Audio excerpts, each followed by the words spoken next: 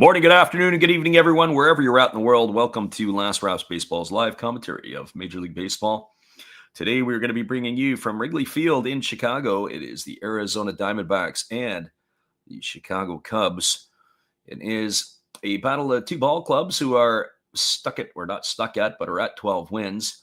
The Diamondbacks 12-7 out of the gates this year. The Cubs are 12-9, but they are 12-7 on North American soil. It is the starting lineups that we're going to give you first from the visitors for the Arizona Diamondbacks. Leading off and playing in right field, wearing number 7 is Corbin Carroll. Batting second and playing shortstop is number 2, Geraldo Perdomo. Batting third and doing the designated hitting is number 26, Pavin Smith. The cleanup spot and playing first base is number 22, Josh Naylor. Batting fifth in left field is number 12, Lourdes Gurriel Jr. Hitting in the sixth spot and playing third base is number 28, Eugenio Suarez. Batting seventh and doing the catching is number 14, Gabriel Moreno. Batting eighth in center field is number 31, Jake McCarthy. Batting ninth and playing second base, wearing number 8, is Garrett Hampson. They're going to be facing Colin Ray, who takes to the hill. He's making his 5th appearance of the year. It is his second start. He's worked 9 innings. He's allowed 9 hits, 1 run, which was earned. He's walked 1, struck out 7. He does have a 3-inning save to his name, as he recorded that against the Athletics at the end of March. And Ray has pitched to a tune of a 1.00 ERA. Well, that is your starting lineup for the Arizona Diamondbacks. Now for your home team, the Chicago Cubs. Leading off and in left field, wearing number 8 is Ian Happ. Batting second and playing in right field is number 30, Kyle Tucker. Hitting third and doing the designated hitting is number 27, Seiya Suzuki. In the cleanup spot and playing first base is number 29, Michael Busch. Batting fifth at shortstop is number 7, Dansby Swanson. Hitting sixth at second base is number 2, Nico Horner. Batting seventh in his center field is number 4, Pete Crow Armstrong. Batting eighth and doing the catching today is number 15, Carson Kelly. And batting ninth at third base is number 17, making his season debut. And in the starting lineup, he did have a game the other night defensively, and that's Vidal Bryan. And he will be facing Corbin Burns, or they'll be facing Corbin Burns of the Diamondbacks. Burns, the big offseason signing, yet to get it going for the Snakes. He is 0-1. He's worked 15 in the third innings. He's allowed 15 hits, 11 runs, 9 of which have been earned. He has walked 9 and struck out 14, and he's got an earned run average of 5.28. We want to welcome everybody into the stream today. Our friend Jonathan and our Filipino friend are in here with us, and everybody else who jumps in today as well. It is a healthy crowd for April in Chicago. You never know what you're going to get. As it is the windy city, it can be very blustery off of Lake Michigan. If you've ever been to Chicago, you will know exactly what I'm talking about. If you live in Chicago, you can live it on a daily basis. But Colin Ray is just completing his tune-up tosses, and we're going to be ready to get this one underway, as the Diamondbacks will send Carroll, Perdomo, and Smith to the plate here in inning number 1. First of a 3-game set between these ball clubs. Corbin Carroll really struggled out of the gates last year, and it took him a while to get going. He, this year, has come out on fire. He's hitting .321. He's got 6 homers and 17 runs batted in. And he can wreak havoc on the base paths as well, as he does have 4 stolen bases. So here we go, everybody. The first pitches are ready to come underway here as Colin Ray toes the rubber. And we are ready to go. The home plate umpires for this game is Alan Porter. And the first pitch is a fastball that misses outside, and the count is 1-0. It'll be Porter behind the plate. Jim Wolf is working first base. Chris Siegel is at second, and Alex McKay is the third base umpire, as Ray delivers a changeup that misses down and away, but they appeal to the third base umpire, and they said that Carroll went around, and the count runs even at 1-1. So 1 ball and 1 strike. Right-hander against the left-hander. Ray ready to go again. Kicks and delivers. There's a fastball that just misses upstairs, and the count is 2-1. Colin Ray was once a top-regarded prospect in the San Diego Padres organization. It's his second tour with the Cubs. He did spend some time in Japan with the Fukuoka SoftBank Hawks, as there's a breaking ball that is waved at and missed, and the count now goes to 2-2 on Carroll. But he probably has had his most productive years with the Milwaukee Brewers, as in 2023 and 2022. And there's a fastball taken for a called third strike Oh, Carroll stood there like the house by the side of the road, and he watched that go by for out number one, and he's in the books. And that is going to bring up the shortstop, Geraldo Perdomo. Just back to Colin Ray for a moment. He probably his most productive years in the big league level have been with the Milwaukee Brewers. And the manager, Craig Counsell, obviously has had enough interest for him as Geraldo Perdomo has stepped into the batter's box, and they're having some discussions here with the home plate umpire, Alan Porter. Not exactly sure what they're discussing. It looks like that he is standing right at the back of the batter's box. And so there is some discussion whether he is actually in the box or whether he's not in the box. And here comes the manager, Torey Lovullo, out to have a discussion with the home plate umpire to find out what is going on. So I have a feeling that I think that is going to be resolved as Lovullo has turned around and went back. Some of the players you'll notice, they like to stand right at the back of the batter's box. And in the case of Perdomo, not only is he at the back of the box, he's right up on the plate. First pitch fastball swung on, grounded over to first, neatly fielded by Bush, flips it to the pitcher covering, and that's going to go into the books as a ground out, 3-1. So all that for one pitch. The stoppage was longer than it was for the actual outcome, and that's going to bring up the designated hitter in Pavin Smith. Well, for Smith on the season, he is off to a great start. He's hitting .404. He's got 3 homers and 7 RBIs, getting the start as the designated hitter today. And the first pitch on the way from Colin Ray is a center cut fastball taken for a called strike. The count is 0-1. Lots of opportunities, obviously, with the acquisition of Josh Naylor, who's on deck in the offseason, but the loss of Christian Walker and some movement within the lineup has created some space for other players to step forward. And Smith is taking full advantage here as that fastball misses outside. The count is 1-1. Right-hander against the left-hander. Ray delivers. There is a fastball that is down, but the home plate umpire felt that Smith went around and the count goes to 1-2. I have to tell you, there's a lot of movement on Ray's two-seam. He throws a two-seamer. The pitch that he delivered to Corbin Carroll had a lot of backdoor run. There's another one there that just missed off the inside corner. And the count now goes to 2-2 on Smith. I haven't seen Ray pitch a whole lot at the big league level since leaving Fukuoka when we called the late night games in the Japanese league. But this has got some impressive stuff on his pitch here today. There's a changeup that misses down, and the count now runs full to Smith. If I had to give keys to the games today, it would be Corbin Burns keeping his walk rate down, throwing more strikes and filling up the zone. There's a fastball swung on it, is grounded past the diving second baseman Nico Horner into right field. That's going to be a 2-out single here for Smith. His hot hitting continues, and that's going to bring up the first baseman in Josh Naylor. Jonathan asked if I saw Hunter Wendelstedt hit with a foul ball off his head. Unfortunately, well, no, I didn't. It would be never want to predict ill will to people, certainly at all, and you hope he's okay. But I would be interested to get that highlight, and we'll have to pull it up maybe afterwards. Here's the first pitch to Josh Naylor. It's a breaking ball swung on it. It's hit into deep right field, drifting back onto the warning track. With room to make the catch is Kyle Tucker, and Naylor is in the books for the third out of the inning. He sent it for a ride. He just didn't send it far enough. And that is going to do it for the Diamondbacks here in inning number 1. There was no runs in the inning. There was the hit off the bat of Pavin Smith. There was no errors, and there was one runner left aboard.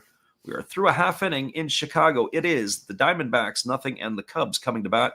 Stick around, everybody. We'll be back in just a few with all the action. Glad you guys can make it back in here today, and hopefully for more during the season. We'll be right back after this musical timeout. Hello, this is Eric Fox, formerly of the Oakland A's and Texas Rangers baseball teams. If you want to learn about Japanese baseball, see Coach Fred of Last Raps Baseball. If you want baseball instruction, see Coach Fred. If you want to learn about golf, do not go to Coach Fred. Fred, what kind of club is this? At Last Raps Baseball, we know baseball.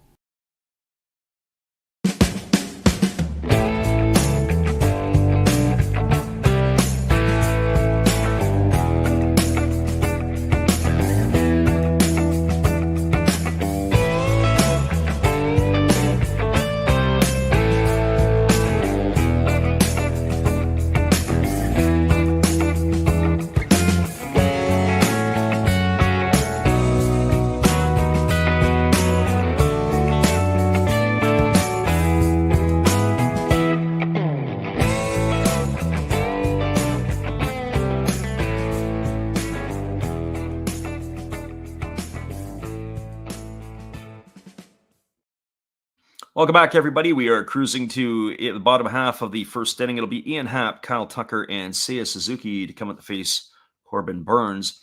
Our friend Gracie Lynn is in the house today. We welcome you, as well as everybody else who is joining us on YouTube today. Ian Happ striding to the plate, hitting .233 to get things going this year. He's got a homer and 8 RBIs. If I had to think about the defensive outfield for the Cubs, and Happ is a big part of this, it has to be argued one of the best defenses in all of baseball. If anybody can think of another team to register it out, or let me know in the chat. There's a fastball swung on it, is grounded up the middle past the diving Perdomo. And on the first pitch of the ball game, Ian Happ has himself a base hit single. So there goes the no-hitter for Corbin Burns on the first pitch. That is going to bring up the right fielder, Kyle Tucker. Well, Tucker, striding to the plate, he's hitting .301 this year. He's got 5 homers and 19 runs driven in. He was the big offseason acquisition, and of course, the trade with the Houston Astros. We noted the other night that Tucker is wearing batting gloves. He was one of the few players that had played without them for quite a while. First pitch fastball from Burns, taken for a called strike. The count is 0-1. Burns just settling into his new digs, has a multi-year contract, 6-year deal to be exact, with the Diamondbacks. Former Brewer, and then with a shortstop in Baltimore last year. There's a fastball that misses outside, and the count goes even to 1-1 on Tucker. And nobody's really talking about the Diamondbacks in the National League West. The big talk, of course, is the Dodgers. But that has got to be the toughest division in baseball. The Giants are playing good ball. You've got the Padres, who came out of the gate hot. Fastball swung on and grounded foul. The count is 1-2. But nobody really talks about the Diamondbacks. The lineup for the Diamondbacks that they can roll out, the top 4 hitters right now are absolutely on fire. As soon as the bottom 5 can figure some things out and get going, it's going to be a really tough group to have to face. As Burns fires over to first base, diving back is Happ. Safely, good quick feet there by Burns. Happ had to scramble back to the bag. So 1 ball and 2 strikes here to Tucker, as the right-hander again leans in. As the righty ready to deliver, here's the pitch. And there is a changeup that misses way outside. The count now goes to 2-2. Gracie Lynn says that even though the Diamondbacks are in 4th place in the National League West, if they were in any other division, they would be probably tops. Yeah, I'd have to go back and look, but you're not that far off. Certainly they have a record of same amount of wins as the Cubs do. There's a breaking ball swung on it. It's popped up in shallow center field. Racing back is Perdomo. Coming in is McCarthy, and nobody's going to make the play.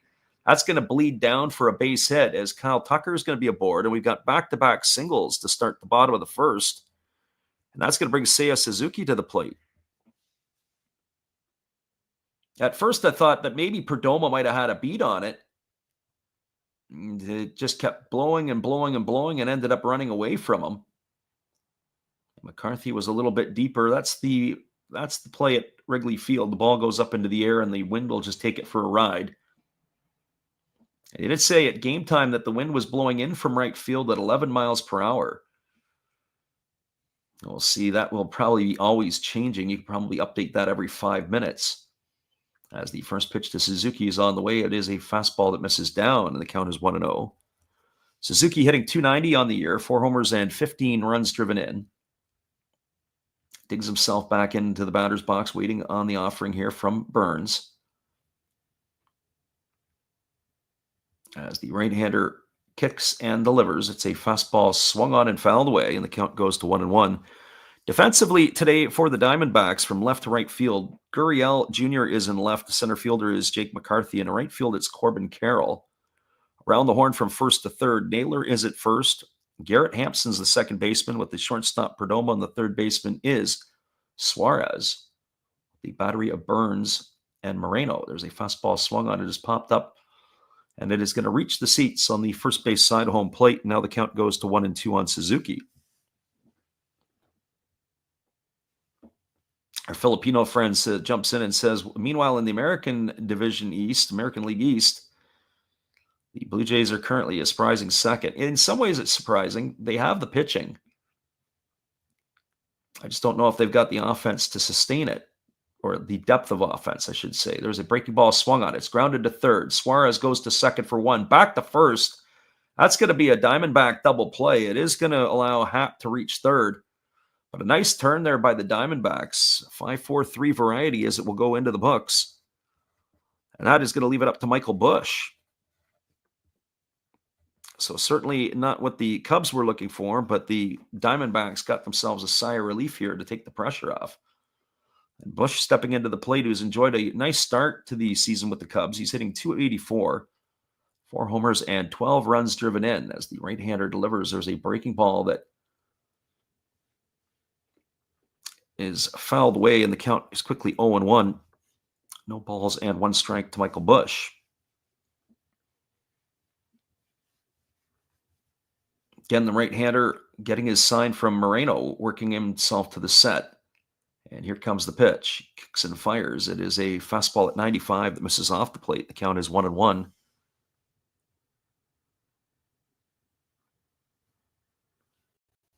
Our Filipino friend says, yeah, Vladimir Guerrero for sure.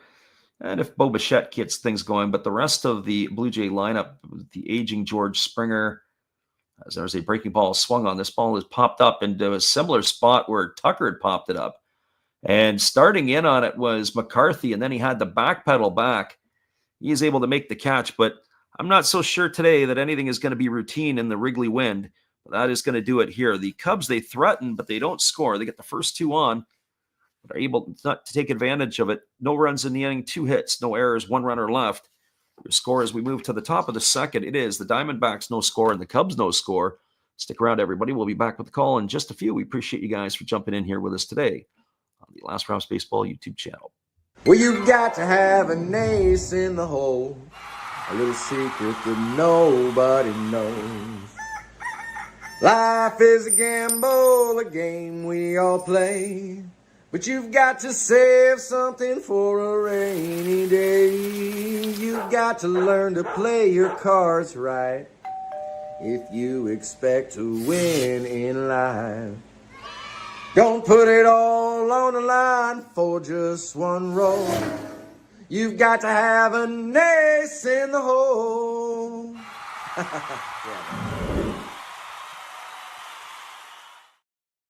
That's right, everybody. That is our friend Matt Hollis. Be sure to check out his channel when you get a chance. That is another Hollis build. We'll be back in just a bit after this musical timeout for the top of the second.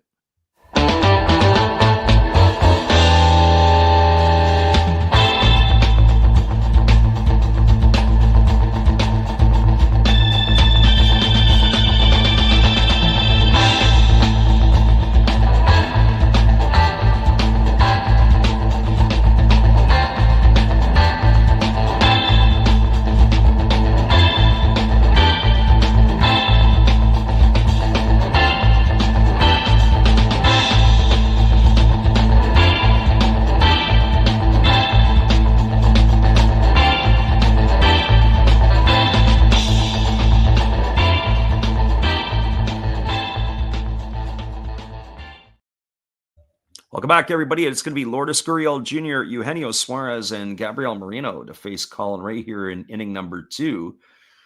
The first pitch fastball is taken for a called strike, and the count is quickly 0-1 to Gurriel Jr.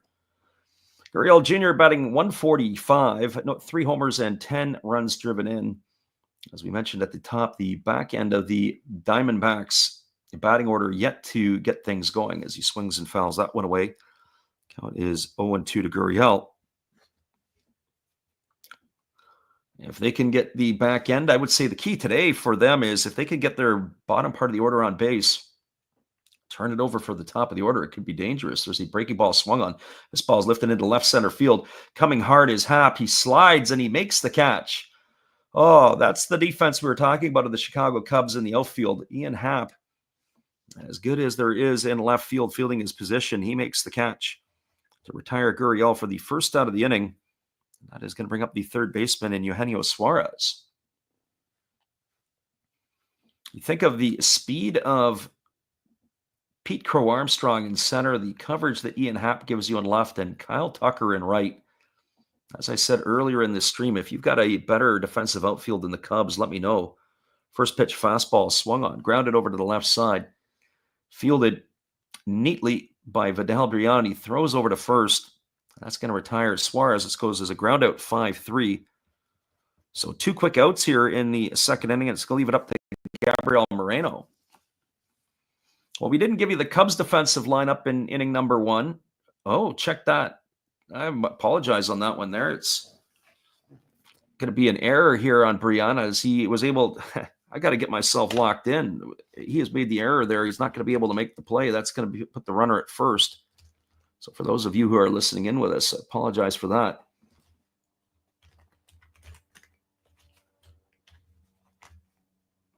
So we do have a runner at first in Suarez on the error by Bryan. Make sure that I spike my coffee with something a little different in the morning going forward. And we have a fastball delivered to Moreno, and it's swung on and grounded foul. It's quickly 0-2 to him as I'm making my corrections. We were going to be okay there. So E5, it goes in the books. Suarez at first. Moreno in the hole at 0-2.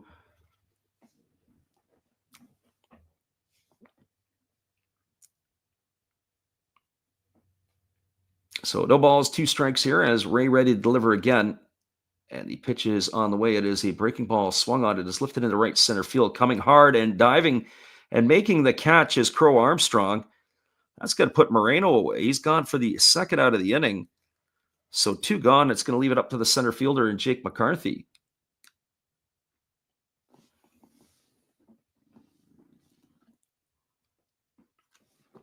Either that or I've got to get my Harry Carey glasses out to be able to pick up the boot a little bit better.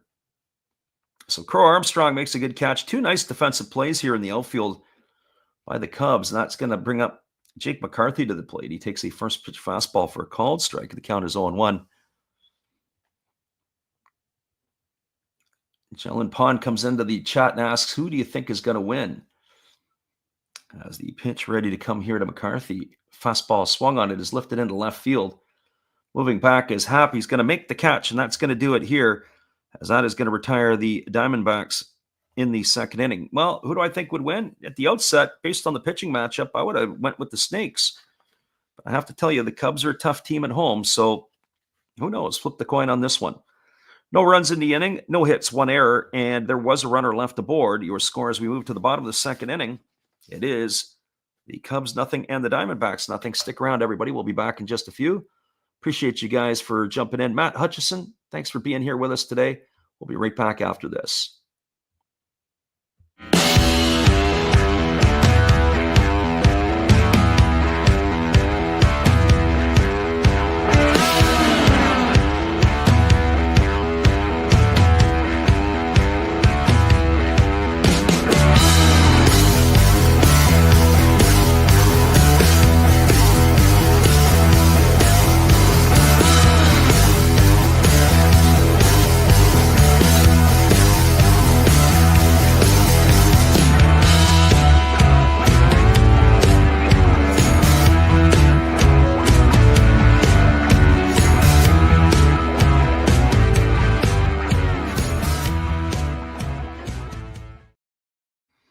Welcome back, everybody. It is time to introduce you to our good friend, Steve Rademacher. He has got all kinds of crazy stuff on his channel, and he supports us 100%.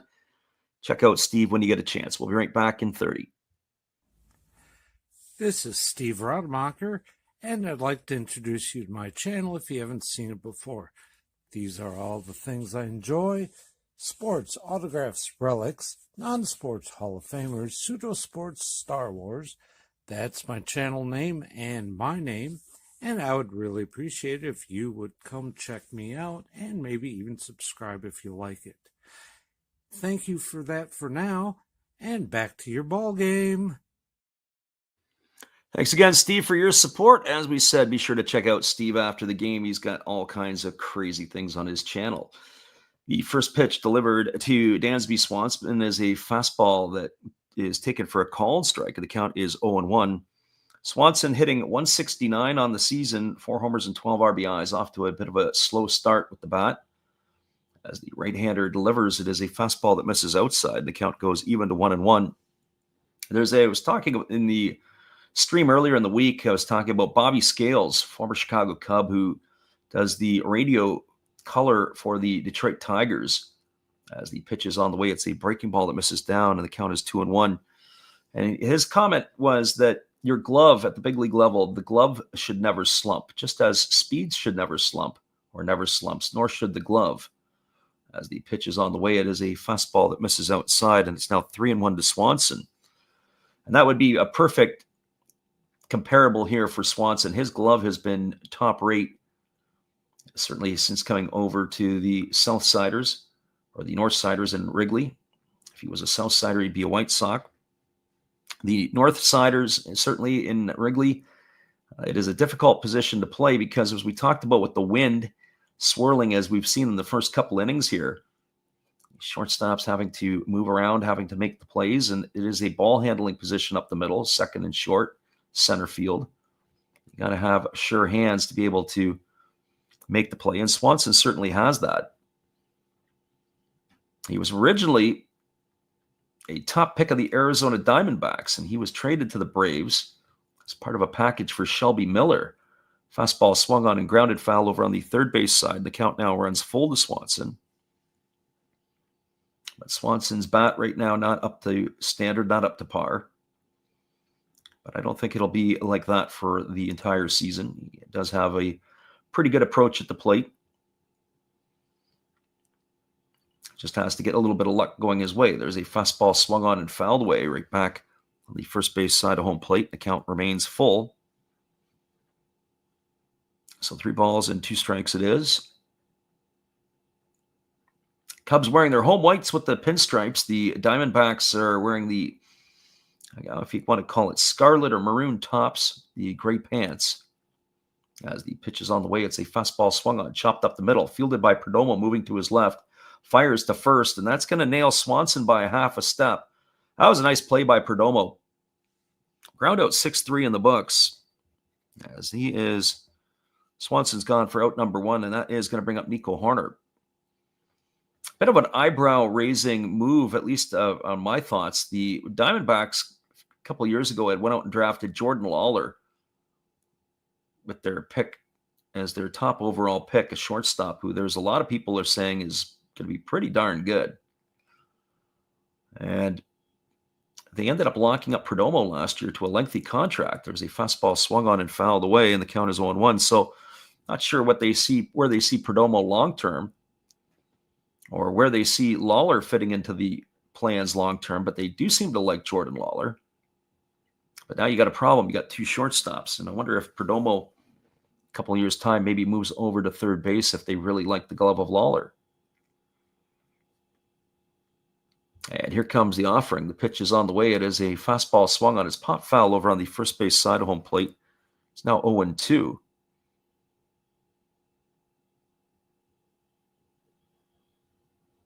Priestlane says, if I remember correctly, his batting average has been only average since going from Atlanta to Chicago. Yeah, it's taken a bit of a hit. I have to go back and look up his previous numbers. There's a breaking ball swung on and fouled away, and the count is going to remain at 0-2. So no balls and 2 strikes. Just backtracking a little bit to Swanson there. He's a career 250 hitter. There's a fastball swung on and is fouled into the feet of Hoerner, and the count remains at 0-2. Hit 242 last year, so only 8 points below his career average line. In his best years, he was a 277 hitter. That was back in 2022. So, if Dansby Swanson hits you 250 and plays the good glove that he does, or brings the good glove he does, I think that's all you can really expect. If you get more than that, it's a bonus, as that breaking ball misses down and away, and the count's 1-2. One thing I have to say about Corbin Burnes here in the early going is his pitch efficiency. He's at 26 pitches right now. I'd be concerned about that with Burnes. And also, we talked at the outset that his walk rate was rather high, although I have to say, so far, that hasn't been an issue here as that breaking ball misses down. Count goes to 2-2. But I'm pretty confident that once Burns locks himself in, especially with that pitching that the Diamondbacks have, it's going to be off to the races. The Diamondbacks, Zach Gallen, Merrill Kelly, Eduardo Rodriguez, and others, as there's a fastball swung on and fouled away, and the count remains at 2-2 to Horner. It's starting to turn into a bit of a battle.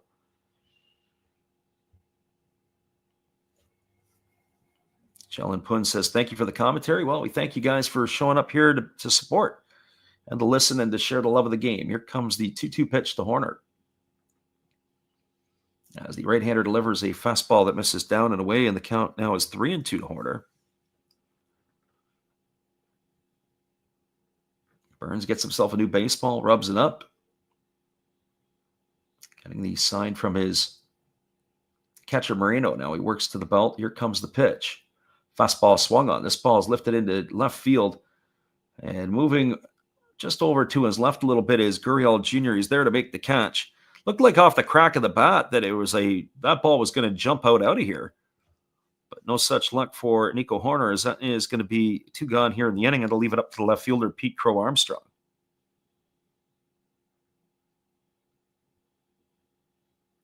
Sean Hodge says, took Horner for the home run, not this at bat. It seemed like the wind knocked it down. As we said at the outset, the wind was blowing in from right field. There's a first pitch fastball that misses away, but also mentioned that could change every few minutes. Crow Armstrong wearing the all-white belt as the right-hander holds to the set, now delivers. Breaking ball taken for a called strike, and the count is 1-1. Deshaun said the wind was blowing out earlier. Yeah.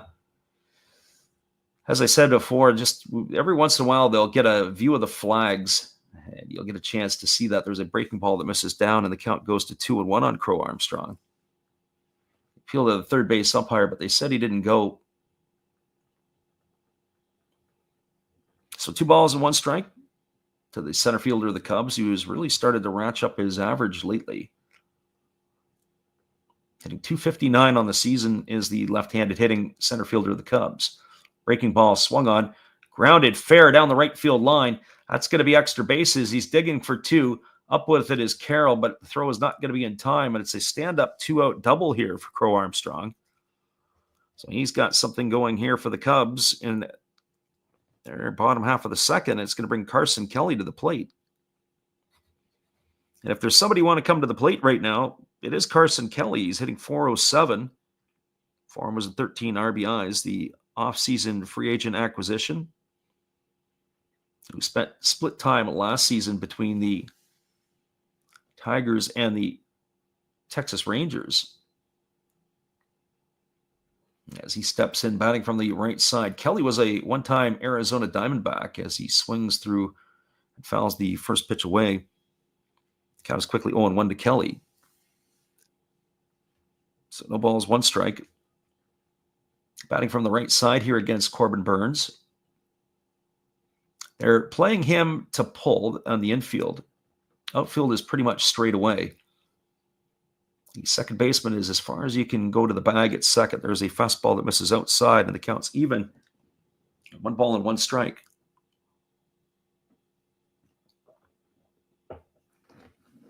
Kelly again standing in, waiting here. He's only played in 10 games this year. I would have thought that he would have been a little bit more. So Miguel Amaya has also been catching for the Cubs. I guess as the season goes on, we'll see how they split the duties. When Seiya Suzuki missed a couple of games, it was thought that maybe he would step right in as the DH in the absence of the Japanese designated hitter. There's a fastball at the knees, taken for a called strike, and the count goes to 1-2. Suzuki, much like Rafael Devers, is not really happy to be the full-time DH at the beginning of the season. I'm not sure where his mindset is now. Certainly, he's got it going, does Suzuki. He started off the season and the exhibition play in Japan not very good, but he has started to catch fire as of late. Here comes the 1-2 pitch. There's a breaking ball that misses down and away. The count now to 2-2 to Kelly. One thing I will say is that I always take a look at the game in hourly points where we're at after the first hour, the second hour. But for whatever reason, it just seems like this one here is dragged a little bit. There's a fastball swung on. This ball is lifted into deep left center field, going back onto the warning track, looking up, and this one's gone. A 2-run homer off the bat of Carson Kelly has given the Cubs a 2-0 lead here. And just like that, they have struck first, all with 2 out. The double off the bat of Crow Armstrong, and then the home run here by Kelly. And so maybe our friend Deshaun Hodge was onto something. Maybe it is blowing out, or at least maybe at that moment. A 2-run shot here by Kelly to give the Cubs a 2-0 lead. And that is going to bring up the third baseman in Vidal Brian. Well, for Brian, he made an error his first time up, and he takes a fastball off the outside corner. The count is 1-0. So Carson Kelly, that's his 5th home run of the year for the Cubs. Getting offense from players who maybe you didn't expect you were going to get a lot of offense from. Fastball at the knees, taken for a called strike. The count is 1-1 to Brian. Sean says, yeah, it's blowing out still. Well, certainly in that at bat it is. It's a 1-1 strike. As the pitch is on the way, it is a breaking ball that misses outside, and the count now goes to 2-1. One thing I would say as well is that I wonder what Craig Counsell's game plan would be going against Corbin Burns. He would know him very well from his time as manager of the Milwaukee Brewers. There's a fastball that swung on and fouled away, and the count is now 2-2.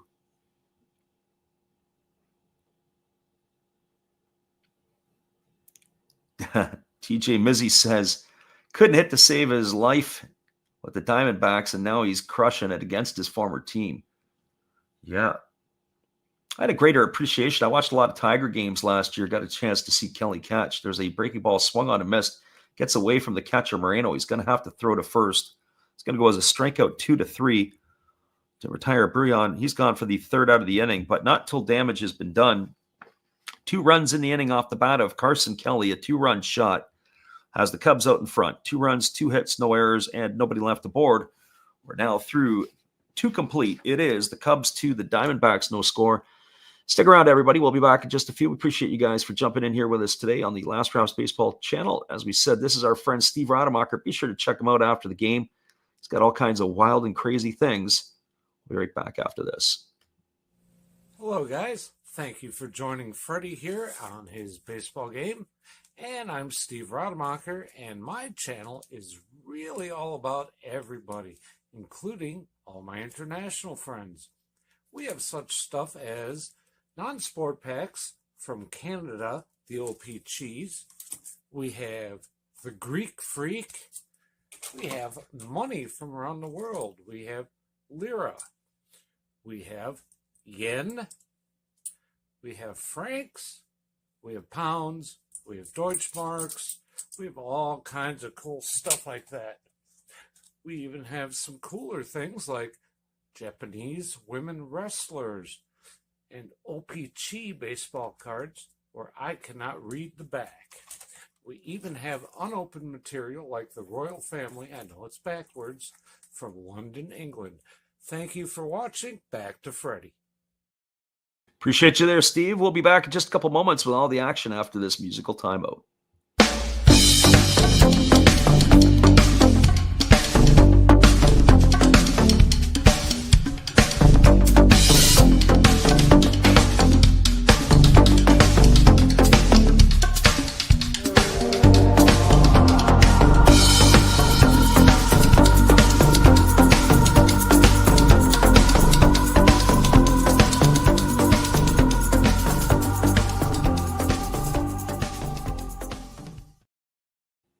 Welcome back, everybody. Colin Ray to face the 9-1-2 hitters in the batting order. Delivers a first pitch fastball that misses outside, and the count is quickly 1-0 to Garrett Hampson. Hampson hitting 176 with no homers and no RBIs. He takes a fastball on the inside corner for a called strike. The count's 1-1. Our friend Chris the Hobbyist is in the house. We welcome you. Hope your day is going good. And that the Tennessee native It's a chance to sit back and relax and listen to the games. There's a breaking ball that's taken for a called strike. The count now goes to 1-2 on Hampson. JJ says, hello, welcome to the stream. Chillin' Pop says he's just getting into the MLB. Any good advice or tips for you guys have for me? Yeah, don't cheer for the Yankees. For somebody else. I don't know. That might be what other 29 teams would say. There's a breaking ball that misses down and away, and the count goes to 2-2. Just sit back and enjoy, and lots to learn about the game, that's for sure. Here comes the 2-2 pitch. As Ray delivers, it is a breaking ball swung on. It is lifted up over on the right side of the infield. Now it's blowing into shallow center field. Nico Horner calling everybody off as he fights the wind and makes the catch, and Hampson is going to be retired for the first out of the inning. So one gone here. That brings up the top of the order in Corbin Carroll. And for Carroll today, he is 0 for 1. He struck out his first time up, and that was struck out looking. Bankroll Ty says, how do you feel about the Orioles? I like the Orioles, but I would like to see them get another arm because I think they got enough bats. There's a breaking ball taken for a called strike. It counts 1-1.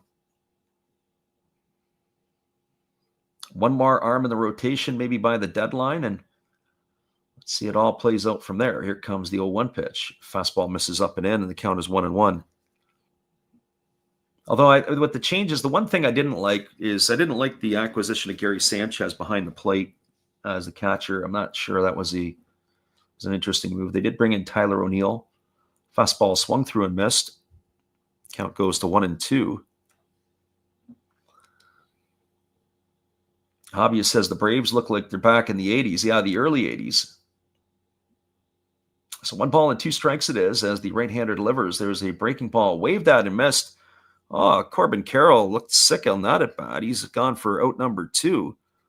It's not what I expect to see from the center fielder of the Diamondbacks. Completely fooled on that last pitch. So 2 gone here in the inning. It brings Geraldo Perdomo to the plate. He's 0 for 1 today. He grounded out to first. As the pitch is delivered, it's a fastball taken for a called strike. The count is 0-1. Nick in the house today says the Grayson Rodriguez injury hurts. It sure does. And that's unfortunate that he might be done for the year as well. Lots of expectations on him. Certainly the last half of the season last year, I thought he was pitching really well. Fastball misses up and into Perdomo, and the count runs even to 1-1. Perdomo gives a death stare out to the pitcher, Colin Ray. With that kind of look, I think I'd run him up and in again. There's the pitch. It is a breaking ball swung on and missed, and the count goes to 1-2. Yeah, it's early in the game. Lots of room here. Really, it's kind of like yesterday's game that we watched between the Mariners and the Reds. It's a tale of two halves, depending on how long the pitching can go and what happens when you get into the bullpens. And that could be a huge difference maker in the game. We saw the bullpen of the Cubs implode in San Diego in one of the games the other night. There's a fastball that just misses. Oh, no, the late call from the home plate umpire. You know what? I got to tell you, either I got to change my glasses or I got to make sure that I'm locked in a little bit more. It's a really late call by Alan Porter, the home plate umpire. It's going to ring up Perdomo. He's gone for the third out of the inning. And I got to tell you, that pitch looked like it was up and away. So Perdomo in his first at bat, getting a little bit of the gears before he even saw the first pitch, and then strikes out looking here to end the third. No runs, no hits, no errors, nobody left the board as they go in order. People are asking, do you think that Corbin Carroll can get 5 strikeouts coming into today's game before the game started? Yeah, but I'm not so sure right now, Travis. We'll be back here in just a few. Appreciate you guys for listening in. I got to get my glasses changed. We'll be right back after this from our friend Steve. Oh, hello. Oh, hey. Yep. I'm just sitting here listening to Freddie call another game here on YouTube. Oh, yeah, going really good. He's calling a great game. Really exciting. Lots of stuff going on. You're lucky it's commercial break right now. I got a second. Oh, yeah, of course I'm having a cold one. Oh, yeah, got plenty of videos coming up this week. You should stop in, check them out, leave a like, tell other people. But Freddie's coming back. I got to go catch the game. I will check in with you later. You have a good night, buddy. Bye. That is our friend Steve Rademacher. Be sure to check him out after the game for all the crazy things, including his hot sauce. Well, everybody, just a couple programming notes. We'll be back on the airwaves again tonight and tomorrow for the NPB, as we will be calling a couple of games. We haven't posted up our schedule tonight. We will be more than likely looking at the pitching matchups for today and tomorrow. We're leaning toward the game between the Yokohama DNA Bay Stars and the Chinichi Dragons, as that is one of the better matchups tonight. And then tomorrow, not sure as well. I'll be out of town for a few days, so unfortunately, we are going to call a couple of games, but they're going to be at some odd times, as we're going to be on the East Coast. And so keep tuned to the channel for extra updates. The first pitch delivered to Ian Happ is a breaking ball that is taken for a called strike, and the count is quickly 0-1 to Happ. Happ today singled in his first trip to the plate. He is 1 for 1. As the right-hander Burns holds to the set, now kicks and fires. Fastball swung on and missed. The count now goes to 0-2. So no balls and 2 strikes. 44 pitches in the first 2 innings for the right-hander of the Diamondbacks, as he leans in and gets the sign. This is more of a shift to the right side here against Happ. There is a breaking ball that's waved at and missed, and Happ is disposed of on 3 pitches for out number 1 here in the third, and that'll bring up the right fielder in Kyle Tucker. Sometimes folks ask a lot, do you think the Diamondbacks can come back? It's early. As I said, when we watched that Cub game the other night, it couldn't have been a more disastrous bullpen appearance by the Cubs against the Padres. They absolutely imploded. And so, you look at it, it's almost a tale of 2 halves. There's a fastball taken for a called strike, and the count's 0-1 to Tucker. And what I mean by a tale of 2 halves is sometimes if you're into the betting scene, if that's what you choose to do, I know in Asia, usually they have the first 5 innings you can bet on, and when the starting pitchers are pitching, and then the outcome of the last of the full game. As that breaking ball misses outside, it's 1-1 to Tucker. And so when you're watching the games and you're looking at it, 2-0 lead here early on is really nothing. It depends on who the Cubs will bring out of the pen will dictate a lot of how the game might go. Fastball misses down, and the count goes to 2-1. But the same could be said for the Diamondbacks. Trailing 2-0, it sets up the pitching a little bit different than if they had the lead. So 2 balls and 1 strike to Tucker as Burns holds set. Pitch on the way, fastball misses down, and the count goes to 3-1. So now with 2 strikeouts here for Burns, 2 things they got to keep in mind is his pitch count is ratcheting up. He's got 2 Ks, and he's not been particularly sharp today. Fastball swung on, grounded over on the first base side. It's now full. And as I said, the first inning looked like, he was going to be all right. But then he went to some long at-bats in the second inning. And here he is now 3-2 to Tucker. It's the 3rd time today in 11 batters he's gone to full count on the hitters. And they're going to need more from Corbin Burns, as there's a fastball swung on, grounded softly over to second. Fielded neatly by the second baseman Hampson, who throws to first, and Tucker's going to be retired on a ground out 4-3. He's in the books for out number 2, and that's going to leave it up to Seiya Suzuki.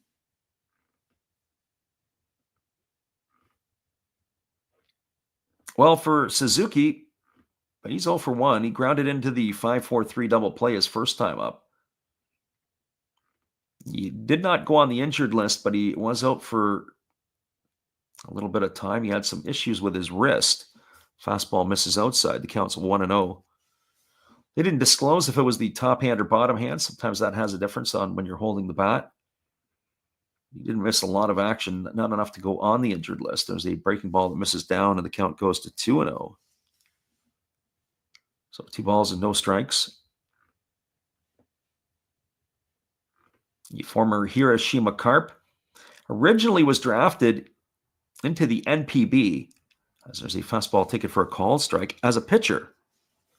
He was selected as a pitcher, and they converted him to an outfielder, which was kind of strange because not normally you think of hitters that are are guys that are drafted as hitters and they convert them to pitchers, but not the other way around. There's a fastball swung on it, has popped up behind second base, drifting back and backpedaling to make the catch is Hampson. And the Cubs are going to go quietly here in their half of the third inning. So we got a third of the ball game in the books. There was no runs, no hits, no errors, and nobody left the board. And for a game that I thought was dragging, we're at a pretty good clip right now with a couple of quick innings. Your score as we move to the fourth, it is the Cubs 2, the Diamondbacks, no score. Stick around, everybody. We'll be back with the call in just a couple moments right after this from our friend Matt. Good evening, ladies and gentlemen. Namaste. Hey, I hope you guys have been enjoying the game. My name is Hollis. I've got a YouTube channel called Another Hollis Build. I love baseball cards. I open up brand new product for you guys. I open up old stuff. I do breaks. I do auctions. All kinds of stuff concerning baseball. I'm Friars faithful, Padres to the end. I also love Garbage Pail Kids and my animals. I have a ton of animals. It's like a mini petting zoo here around my house. I also love my city. San Diego, baby. I take you all around the city and show you what's up. If you guys dig stuff like that, cruise on over and check it out. It's Another Hollis Build. If you dig it, subscribe. I'd really appreciate to have more follow me along on the journey. Hey, either way, you guys have a wonderful day or a beautiful, beautiful evening. No matter which one it is, make sure that you make it great, my friends. Big up Last Raps Baseball. Yeah, Freddie, let's go. One love and peace. Yeah, man.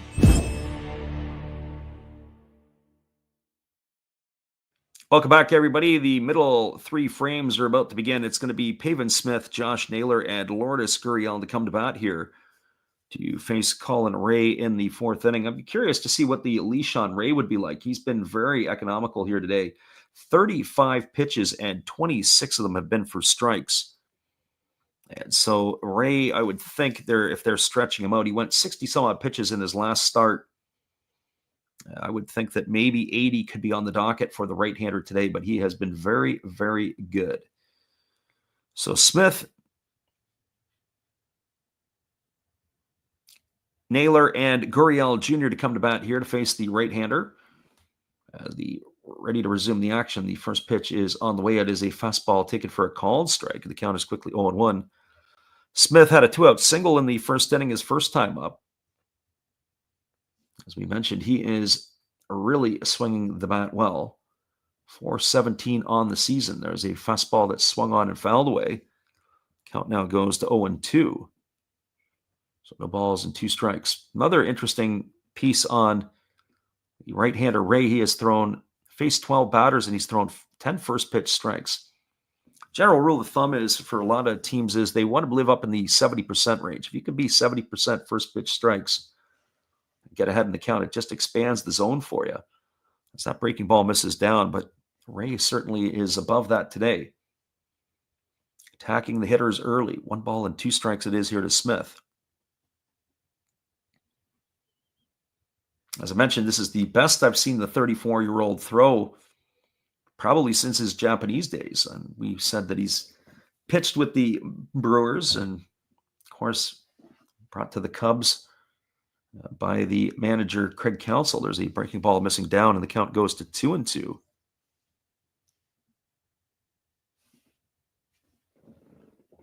Matt says that the Cubs might piggyback Colin with Wicks today. But yeah, we'll see how it goes. There's a fastball swung on, grounded down the first base line. Another nice play by Michael Bush. Slides to his knees, fields it underhand, flips it to the pitcher covering. That's going to go into the books as a ground out, 3-1. Smith gone here for the first out, and that's going to bring up Josh Naylor. As Naylor is 0 for 1 today. But a great play there on the replay, even by Bush again. The Cubs can play defense. So here comes the first offering to Naylor. It's a fastball that misses up and away. Counts 1-0. Naylor 0 for 1 today. Flew out to right field his first time up to end the first inning. As the right-hander kicks and delivers. Fastball swung on and fouled away, and the count now goes to, or is now 1-1 on Naylor.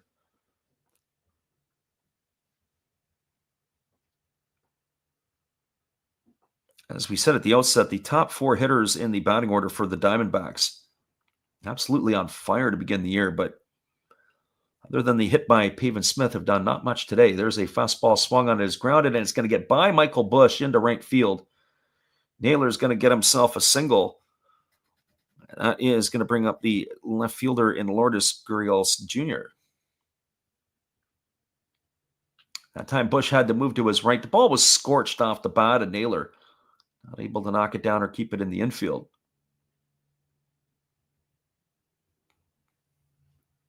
So Naylor is the runner at first. One gone here, and Lourdes Gurriel Jr. coming to the plate.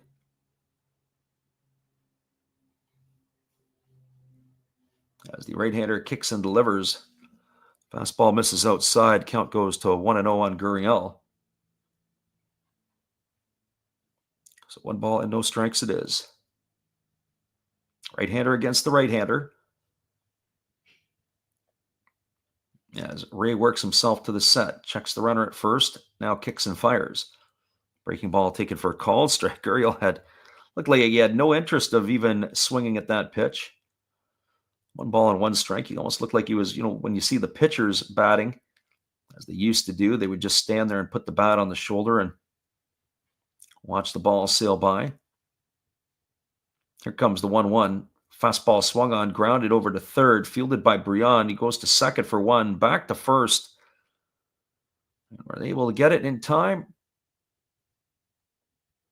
Doesn't look like it to me, and it looks like that Gurriel is going to be aboard on the fielder's choice. So that's going to be a fielder's choice, 5-4, retiring Naylor at second for the second out. I want to see that on the replay again.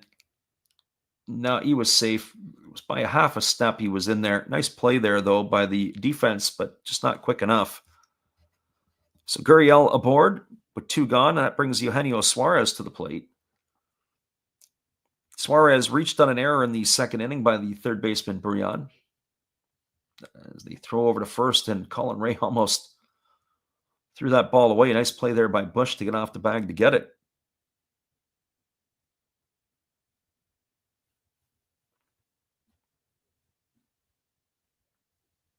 So Ray ready to deliver to Suarez. First pitch, fastball swung on, straight back. Count is quickly 0-1. The batters are fouling balls straight back. That tells you that they're right on time with the pitch, and Suarez wasn't fooled by that one. Just got a little underneath it. No balls and 1 strike it is. So here comes the 0-1 as the pitch is on the way. It's a fastball that misses upstairs, and the count goes to 1-1. So 1 ball and 1 strike.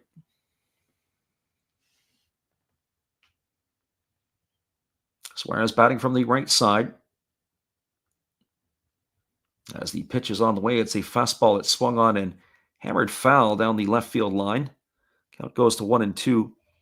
Of all active players in Major League Baseball, Eugenio Suarez has the most home runs against the Chicago Cubs. He has 36 in his career against the Cubs. So when he gets to play the Cubbies, there's usually a fight at the bat rack because he's wanting to be the first one up to the plate. There's the pitch. It's a breaking ball that misses down, and the count's 2-2. And you think about it, how many times has Suarez probably played against the Cubs? Well, he would have saw it a lot when he was a Cincinnati Red. Not so much with the Mariners, only a couple times a year now with the balanced schedule, as there's a fastball that misses outside. It's now 3-2 to Suarez. But more than likely probably would have been those years with the Reds that he would have saw the most games against them. And that would have been able to pad his stats. There's a fastball swung on and missed. Suarez is down. He's gone for out number 3, and that's going to do it here for the Diamondbacks in their inning. They got no runs. They had a hit, no errors, and there was a runner left aboard.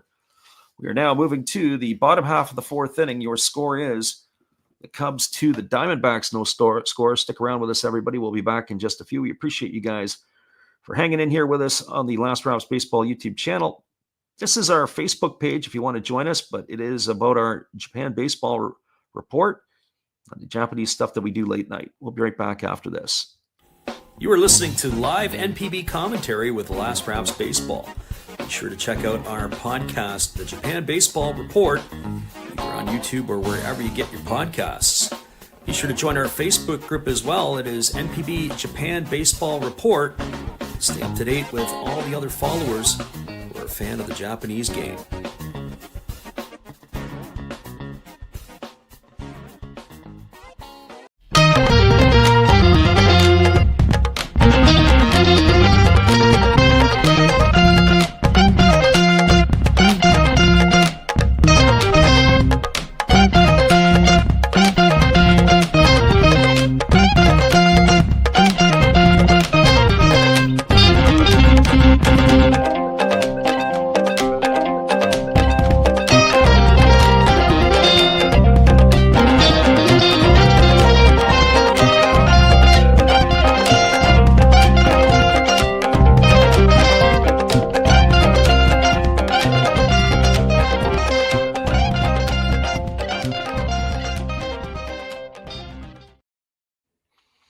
Welcome back, everybody. We are moving to the bottom of the fourth inning. It'll be the heart of the batting order to come to bat for the Cubs here in inning number 4. Michael Busch, Dansby Swanson, and Nico Horner to face the right-hander Corbin Burns. If we're on that strikeout watch for Burns, he's got 2 Ks through his 3 innings of work. But if we're looking at his pitch counts, that is something to be concerned about. 57 pitches through 3 innings for the right-hander, not very economical. And we would anticipate we're going to see a pitching parade here for both of these teams, including Ray, because as I said, Ray, maybe he's at 52, but he's through 4 innings. He might get stretched out to get 6 innings out of him. We'll have to see what Council has planned in. I would think he's probably on an 80 pitch mark. So maybe he gets through 6. That fastball delivered to Busch is swung on and fouled away. The count is 0-1. As we mentioned before, a really healthy crowd at Wrigley today. You know, on the afternoon games, on the Friday games, especially early in the year, you never know what kind of weather you're going to get. But lots of people sitting there in their T-shirts as there's a breaking ball that misses down and the count goes even to 1-1. Temperature at game time was a 74 degrees with cloud in the area. So for April the 18th, on the Easter weekend, you got to like that. There is a fastball taken at the knees for a called strike. Count is 1 ball and 2 strikes to Busch. Busch did fly out to center field his first time up. As he digs in here on the left-hand side, he took the offensive timeout. As the right-hander ready to deliver. He kicks and he fires. There's a breaking ball swung on his grounded foul over on the first base side. Count remains at 1-2 to Busch.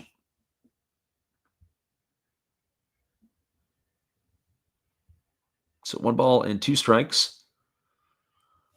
Everything goes off a little later tonight. Now, this is the only game in town right now as there's a fastball that misses down and away, and the count goes to 2-2. Full slate of games across the MLB, but everything will go off later this evening. Here comes the pitch. Fastball misses down, and the count now goes to full on Busch. So 3 balls and 2 strikes. Busch waggling the bat here, waiting on the offering from the right-hander Burns, who kicks and delivers. There's a breaking ball swung on. It is lifted into right center field. This ball could give you trouble. It's going to get down. It's going to get all the way to the ivy, and it hits and sticks. Rounding first and heading into second, and then throwing on the brakes at second base is Busch, as he's got himself a leadoff double here to begin the 4th. So the Cubs have something brewing right out of the gate, and that's going to bring the shortstop Dansby Swanson to the plate. Jonathan says, every Friday the Cubs play home games.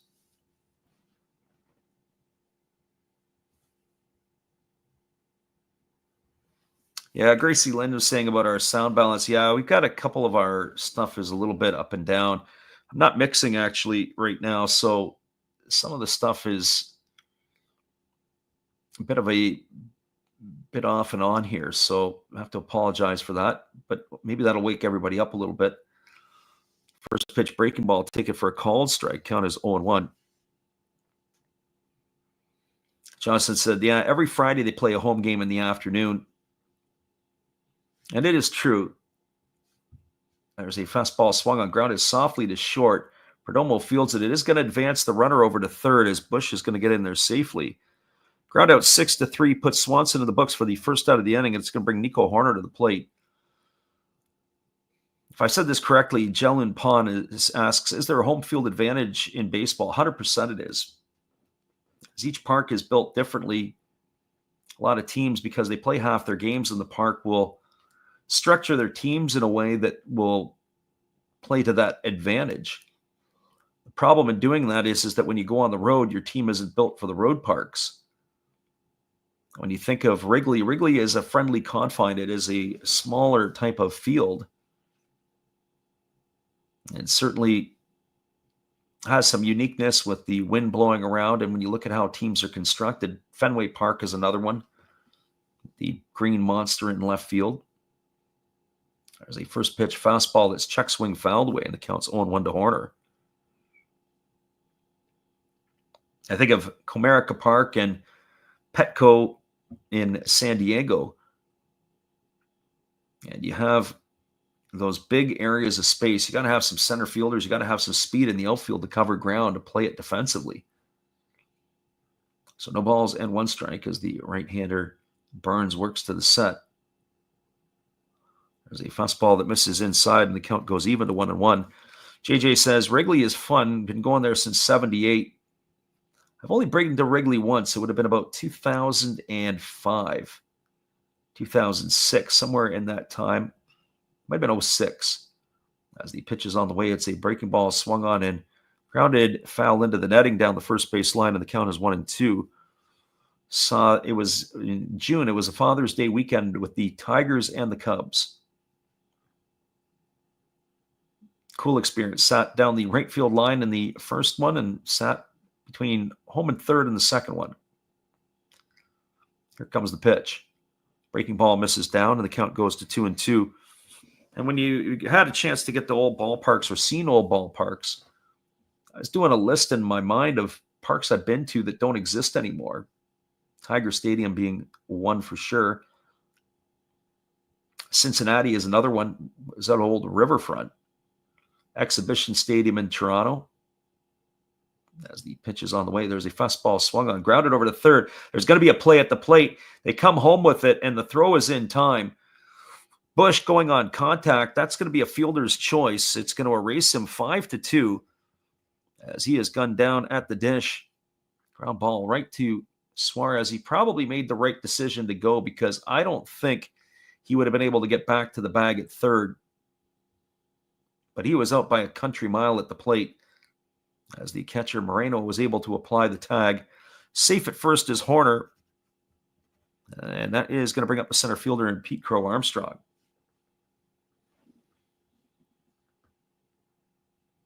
As the right-hander holds to the set. Now he kicks and delivers. There's a breaking ball that just misses upstairs, and the count is 1-0. Jonathan says, he goes, am I crazy? I just spent $68 on a New Era baseball hat. I was at the minor league game the other night, and they were selling the minor league hats for $52. It would be the New Era, what is it, $59.50, I guess it was. Pricing at the games is crazy. I was in Seattle a couple of weeks ago. Just sticker shock for the price of one beer, $17 for a beer. Absolutely insane. So I'm curious, when I'm in Detroit next week, curious to see where their prices are at. I'm sure that they're not that far off. But I can tell you this, if you want to get a beer at a Japanese game, you're looking at about $4 to $5, depending on the stadium. Here's the pitch. Fastball misses outside, and the count's 2-0, and that was last year. So I don't think there's been a spike in the prices of Japanese beer. There'd probably be a riot protesting outside of the Sapporo and Asahi breweries. Here comes the 2-0 pitch. As the right-hander delivers, it is a fastball swung through and missed, and the count now goes to 2-1 on Crow Armstrong. Crow Armstrong, 1 for 1 today. He doubled and scored the first run of the game for the Cubs when he was brought home on the 2-run homer by Carson Kelly. His average just keeps creeping up. As the right-hander delivers, there's a fastball swung through and missed. Count now 2-2 to Crow Armstrong.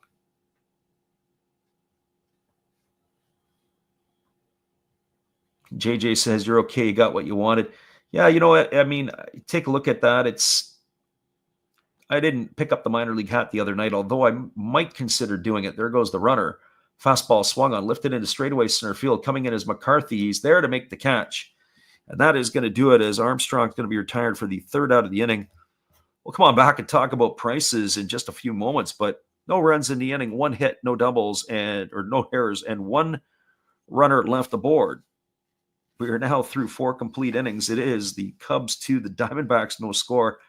I'm still in sticker shock when they want $10 for a hot dog. Be right back after this, everybody. Thanks for hanging in with us. We're going to the top of the 5th inning. Appreciate you guys for being here today on the Last Raps Baseball YouTube channel. Here is our friend Steve again. Thank you for that introduction, Freddie. Hey guys, Steve coming back at you today, and every day is opening day on my channel. I open everything from hot sauce to beer to deviled eggs to cans of soup to ravioli to sport card packs that you wouldn't believe. I open blasters of stuff. I open regular boxes of stuff. Speaking of hot sauce, I open hot sauce, which is often gifted to me from the community. I have it all. I open up Star Wars by the tons, including the Family Guy Star Wars. I have a bunch of wrestling that I do open, and I do non-sport cards like crazy. As you can see, we have it all. I even open Marvel, tons and tons of Marvel cards. But you never know, on my channel, you just may have a little trouble with tribbles, too. Remember, opening day, every day. Thank you, Freddie. See you in Funny Pages, guys. Appreciate you there, Steve, and the support you give to our channel. We appreciate you guys for jumping in with us. Our friends in the channel here today, it's been great having the chatting it up, as we do like to engage as much as we possibly can. I wanted to go back a little bit ago that our friend Grace Lynn said she noticed that some teams actually draw better for day games than night games. Yeah, that could be the case. I mean, certainly depending at this time of the year, it can happen, because when you are looking at the weather, as the first pitch here delivered to Gabriel Moreno misses outside for ball one, count is 1-0. Certainly the weather plays a part in certain areas. I've often felt that the northern stadiums, when they do build a new stadium, as there's a fastball that sends Moreno into the dirt and the count goes to 2-0. I've often felt, in my opinion, that any new stadium built in the north should be a retractable dome like they do in Seattle. That allows you to be able to play when there's inclement weather, whatever that might be. There's a fastball taken for a called strike. The count is 2-1. You go to games in Seattle, pretty much in the month of April, it could be closed roof. It's because of the rain, all that type of stuff. There's a fastball that just misses upstairs. It's now 3-1 to Moreno.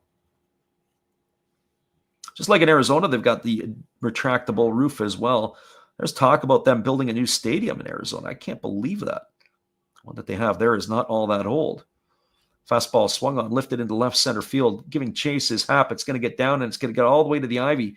Rounding first and heading to second is Moreno, and he's going to reach with a stand-up double. So to start the 5th inning, Moreno is aboard, and that is going to bring up the center fielder in Jake McCarthy. Well, for McCarthy, he's 0 for 1 today. He has flown out to left field his first time up.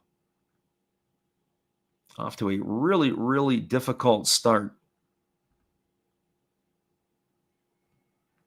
Jonathan says he got charged $5.50 for a large coffee. There's a breaking ball swung on it, is grounded over to first, fielded neatly by Bush. He's going to step on the bag, but it is going to advance Moreno over to third. So that is going to put one in the books here, and that'll bring up the second baseman, Garrett Hampson. The other prices, I didn't go through everything, but the prices that I can recall, it was $16.13 for nachos at the Mariners game, and that's pulled pork or pulled chicken nachos. I got to say that probably for value in relative comparison to the money was pretty good. $12.79 for a slice of pizza. Fastball misses upstairs, count as 1-0. I didn't get the pizza. I just looked at the price. And then for the coffee, to compare it to Jonathan, you're looking at $7 for a coffee. So here comes the offering to Hampson. It's a breaking ball that catches the inside corner. It runs the count now to 1-1. Hampson popped out to second his first time up. And I know North America has been hit with inflation. It's just sometimes I can't believe that. There's a fastball swung on and fouled away into the seats on the first base side of home plate, and the count is 1-2. Just how much money we've been having to pay out. Crazy. JJ says $3 beers in South End Cubs on Thursday. Well, I think if you're wanting to have a few beers, that's the night to get there. That's like the $1 beer night they used to have in the old Central Hockey Leagues on Tuesday night. There's a breaking ball waved at and missed. Hampson's in the books for the second out of the inning. That's going to leave it all up to the leadoff hitter, Corbin Carroll.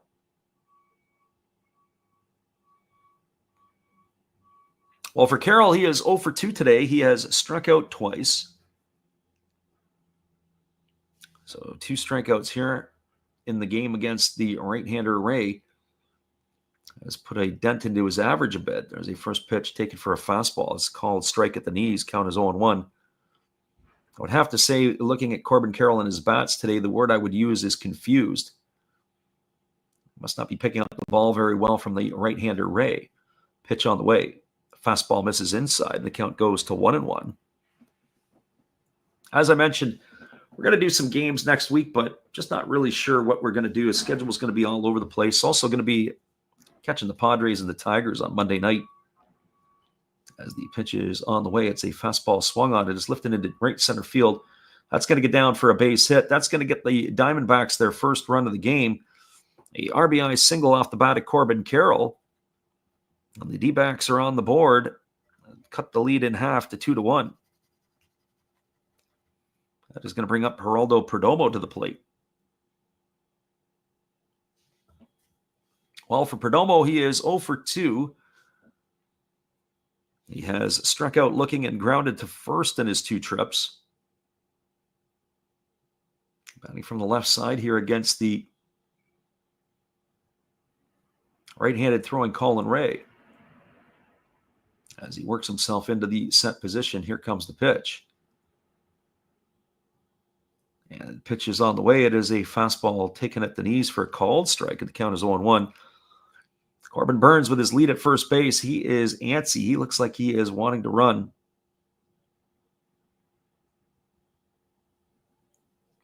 As the right-hander throws over to first, and getting back in time is the runner, Carroll. There's 1 ball, 1 strike.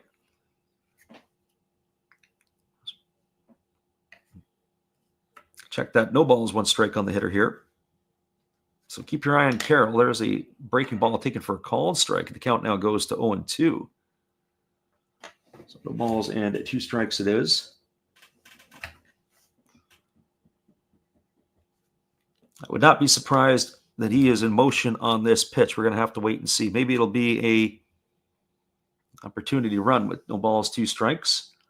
I think it's going to be something soft. Nope, not running at all. There's a breaking ball that misses outside. Counts 1-2. If you get a chance to watch Carroll, he is got his feet moving all the time. He's bouncing around over there at first base. He is a treat to watch. Here comes the 1-2 pitch, but now Ray steps off the backside of the rubber. He's going to cycle through the signs again with his catcher, Carson Kelly. Here comes the 1-2. Fastball swung on. This is laced into the left field corner. That's going to get Burns rounding second, heading to third, and he's going to throw on the brakes.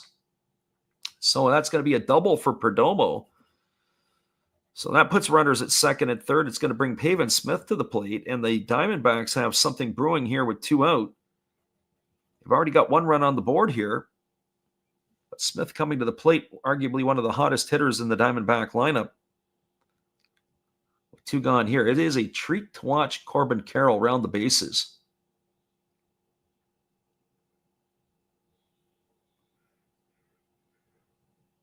Jonathan asks, if they know their baseball stars. We got Craig Counsell coming out of the dugout. Sometimes that's a sign that is going to be the end of the night for the starting pitcher. You have to wait and see what happens here, as they do have a lefty in the bullpen. Be unfortunate if Colin Ray comes out of the ball game here. He's pitched really well up until this point, but they are going to call for the left-hander. We got a pitching change here. I'll come back. I'll answer some of the questions. Appreciate you guys for being here. We'll be back in just a few. It is a 2-1 ball game for the Cubs. There's runners at second and third for the Diamondbacks. Colin Ray's day is done. We'll be right back after this. Hey, where are you going? It's a pitching change. Come on, sit back down. You don't go out there. Don't go get no food or anything. You've got a big decision. Are you gonna throw in there Raleigh Fingers? Maybe Goose Gossage? How about maybe Mariano Rivera or Lee Smith, Dennis Eckersley? Who knows? It's a pitching change. Come on back. You know who I would pick for this? A nice tall cool one. There's my pitcher. That's my pitching change.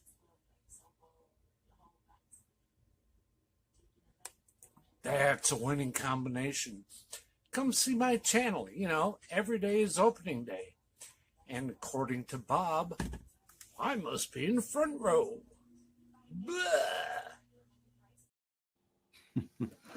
That is our friend Steve Rademacher. We never know what he's up to. He's always got some crazy, wild things that he likes to do. Be sure to check out his channel. We have runners at second and third, and we do have a pitching change here as the Cubs are going to the bullpen. It is going to be Caleb Thielbar on in relief. The left-hander is taking over here. The 38-year-old veteran, as he is with the Chicago Cubs here, his second team. He spent most of his career up until this point with the Minnesota Twins. This is going to be his 9th appearance of the year. He has worked 6 2/3 innings. He's allowed 3 hits, 4 runs, all of which have been earned. He's walked 6 and struck out 6. So interesting decision that Counsell is going to the pen here, as he's not going to let Colin Ray finish this one out. So Caleb Thielbar on in relief of Colin Ray. Just going back to our chat for a couple moments here as we're ready to get this one underway. We'll finish off with our chat there in a second. First pitch breaking ball misses up and in, and the count's 1-0. So back to the early question is who do you think is going to win this game? And I said it's too early, especially when they get into the bullpens. That's where it starts to, you got to start biting your nails. As the pitch from Thielbar is delivered, it's a breaking ball missing down and away. The count now goes to 2-0 on Smith.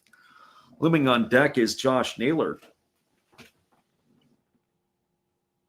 You got to wonder if, for example, letting Ray at 69 pitches is better than a Thielbar. As that pitch misses upstairs, it's now 3-0. Jeopardy of putting Smith aboard here to load the bases for Josh Naylor. Here's the 3-0 pitch. Fastball misses down. He's not been close on any of the pitches. That's going to walk Smith. That's going to load the bases. Bases are now full of Diamondbacks with 2 gone. That brings Josh Naylor to the plate. And for Naylor, he is 1 for 2. He's singled and he's flown out to right field. So the 38-year-old Thielbar struggling with his command of his pitches. Here's the pitch. Fastball swung on it, is lifted foul. Looked like Naylor didn't just want to hit it onto Waveland Avenue. He looked like he wanted to hit it all the way to Michigan Avenue. That pitch was fouled on and swung away. So no balls and 1 strike to Naylor.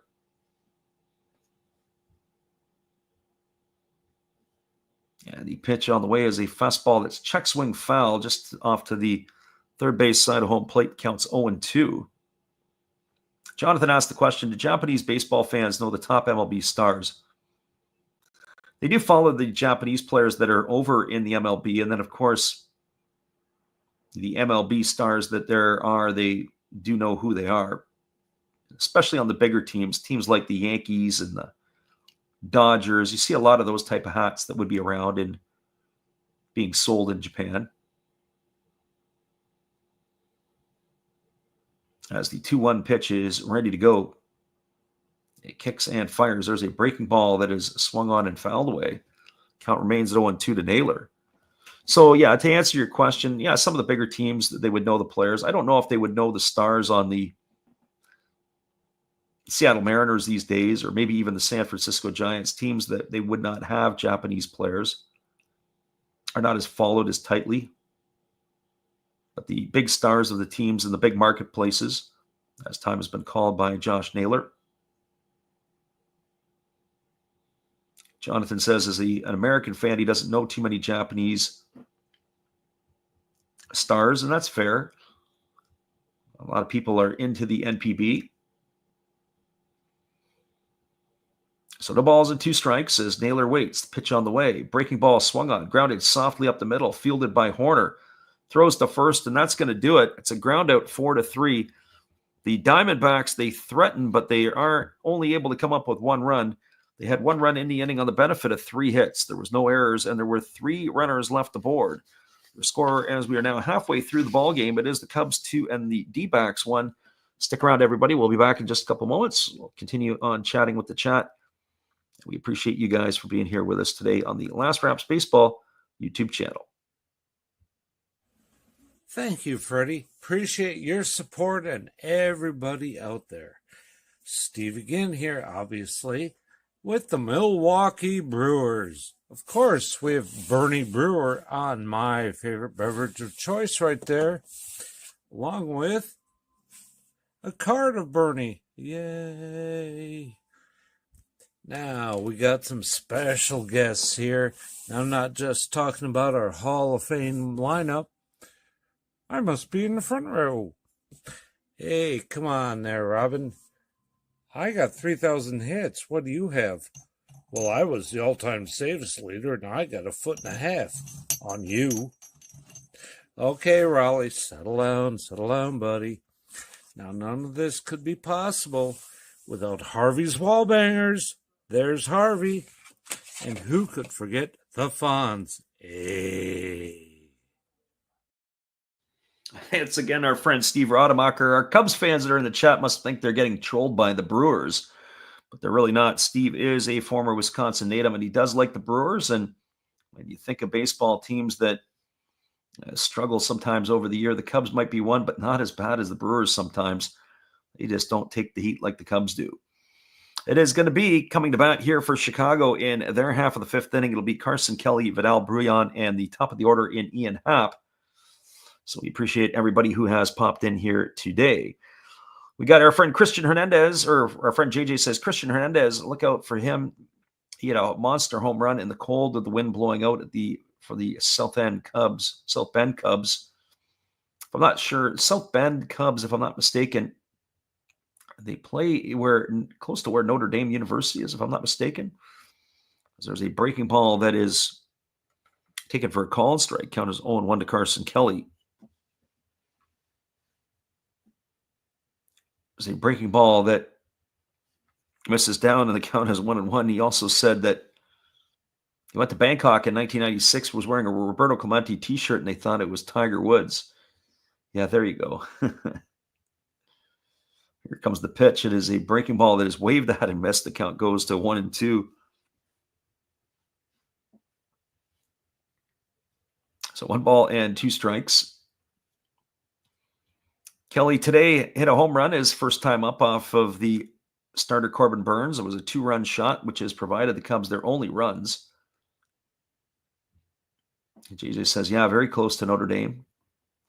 There's a breaking ball that misses down, and the count goes even to 2-2. Well, if you would ask me a couple of innings ago if Corbin Burns would have been hanging around much further, or if Colin Ray would have been further, I would have said that Ray might have stuck it out a little bit more. He's not even going to get a decision for a win.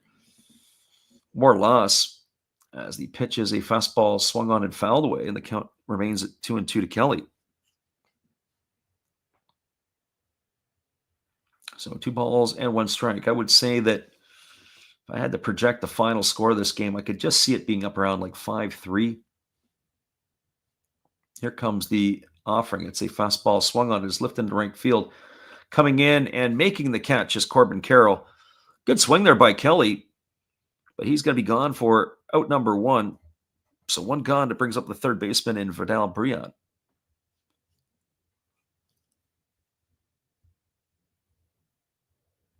Well, for Bryan, he's 0 for 1 today. He struck out. It's been his first start of the season. He did get in action defensively into a game earlier this week.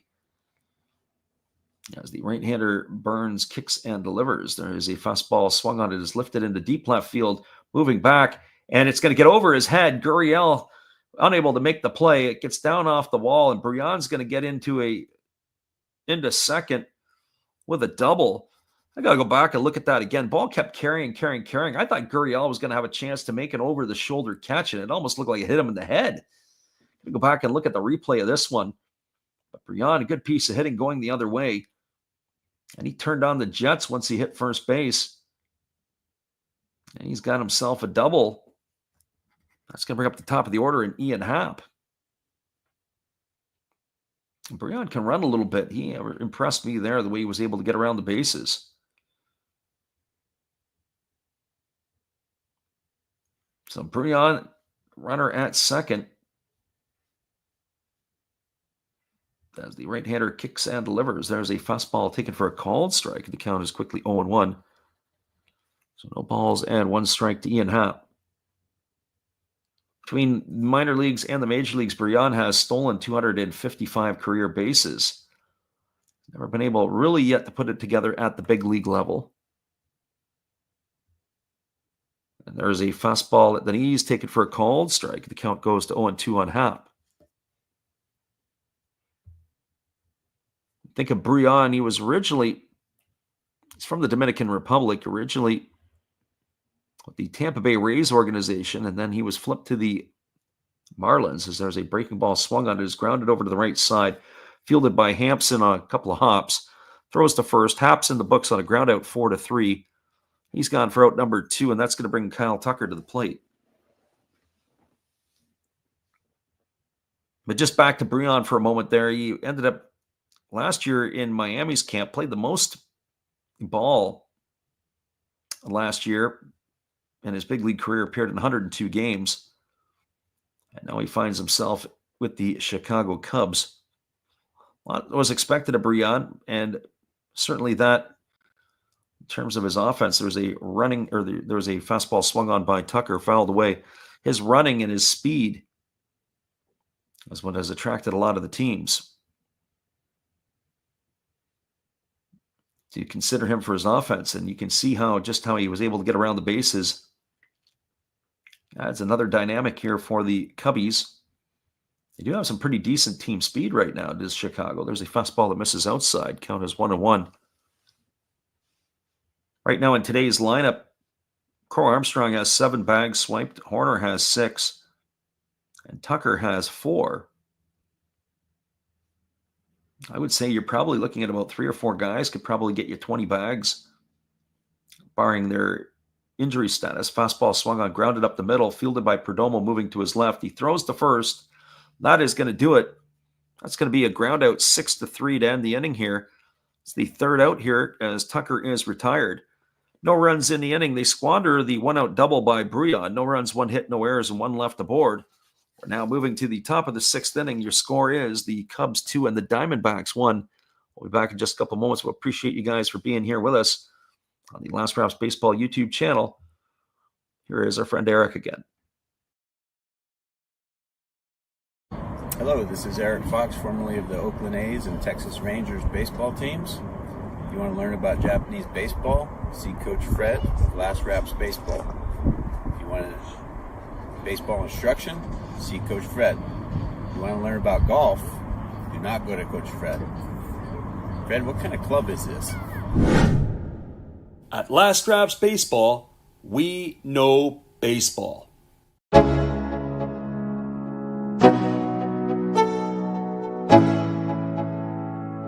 Let's go. Yo, I'm like an addict, do I gotta have it. I ain't even playing, got a really bad habit. If it moves, gotta grab it, fuse like a magnet. Lose, won't have it till I'm doomed in a casket. I ain't playing, got a weird mind. If you work 8 hours, I'ma work 9. If the shit tastes sour, you should taste mine. I'ma stay in power for a long time. get up, nah, I ain't a quitter. Toss me the ball, I'm a really big hitter. Big picture, I'm a straight killer. Rising the song to the highest bidder. Got juice, got gas, I'ma move fast. New shoes, new tracks, like who's that? I'm new, come back better than last. Yeah, it's a new me, never. Welcome back, everybody. It is going to be coming to bat for the Diamondbacks in their half of the sixth inning. Lourdes Gurriel Jr., Eugenio Suarez, and Gabriel Moreno. We do have a pitching change as the Cubs are going to their bullpen. It is going to be Brad Keller coming on in relief, as Keller is going to be making his seventh appearance for the Cubs this year. He has worked 7 innings. He's allowed 9 hits, 3 runs, all of which have been earned. He's walked 3 and struck out 9.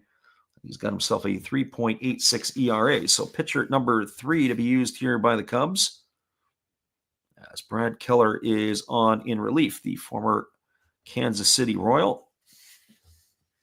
As the right-hander delivers a first pitch fastball, take it for a called strike. The count is quickly 0-1. He also was with the White Sox and Boston Red Sox last year. He's appeared in 173 big league games, including today, but 116 of those have been starts. As that fastball is taken for a called strike, the count now runs to 0-2 on Gurriel Jr. Right-hander kicks and delivers. There's a breaking ball that misses down. Count now goes to 1-2. JJ says that Notre Dame students packed Fry Stadium on Thursday, $3 night. There was a fellow that I knew who used to play for the organization, and I think, if I'm not mistaken, breaking ball that's taken for a called third strike. That is going to retire Gurriel for the first out. I believe it used to be the Diamondbacks were the affiliate to that team that played in South Bend. The fellow that I knew from the University of Kansas, his name was Dave Narodowski. He was an infielder that played there, used to work out with us. Here comes the pitch. It's a breaking ball that misses down and away, and the count's 1-0. So 1 ball and no strikes to Suarez. Right-hander rocks into the windup and delivers. There's a fastball that is swung on. It is popped up over on the right side. Coming in underneath it is Tucker. He's battling the wind, but he's going to be there to make the catch. And Suarez is going to be retired for the second out of the inning. So 2 quick outs here on the 6th, and that's going to leave it up to Gabriel Moreno. As I look back at the Diamondbacks, or at least at the Cubs pitching, only one time today in the first 5 innings have the Diamondbacks been retired in order. There's the opportunity here. The Cubs today have only gone down once in order as well. There's a breaking ball taken for a called strike. The count's 0-1 to Moreno. Moreno 1 for 2 today. He has doubled and flown out to center field in his 2 trips. Pitch on the way. Breaking ball misses outside. The count goes to 1-1. So 1 ball and 1 strike.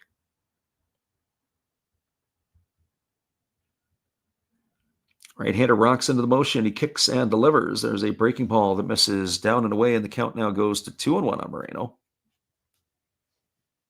So 2 balls and 1 strike.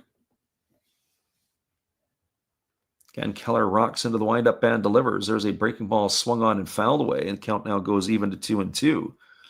Just the way that Keller delivers and the way that he works, I wouldn't bat an eye that he could be a 2-inning reliever. I don't know if that's the plan for him or not, but looks like that he's very easy in his motion. I'm not sure if the Cubs see him as maybe some insurance. As there's a breaking ball that misses outside. The count goes to 3-2. If I remember correctly, Brad Keller was originally supposed to go to Japan. And had signed a contract to go over to the land of the rising sun. And then he ended up, I don't know if he reneged on the deal or if he canceled the deal or whatever it was, but was able to get him a big league contract with the Cubs. Here's the pitch. Fastball swung on and missed. And Moreno is in the books. He's gone for the 3rd out of the inning, and that is going to do it here for the Diamondbacks as they go in order here in the 6th inning. No runs, no hits, no errors.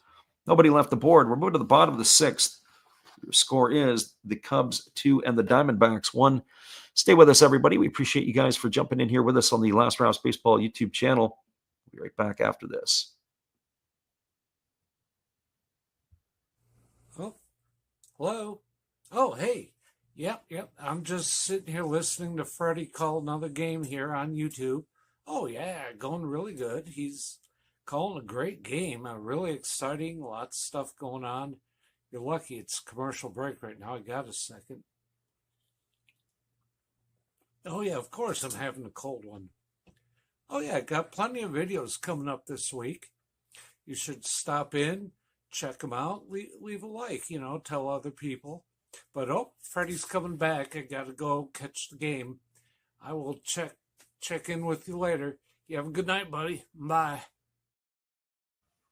Once again, that's our friend Steve Rademacher. Be sure to check him out after the game, and we'll be back in 30 with all the action.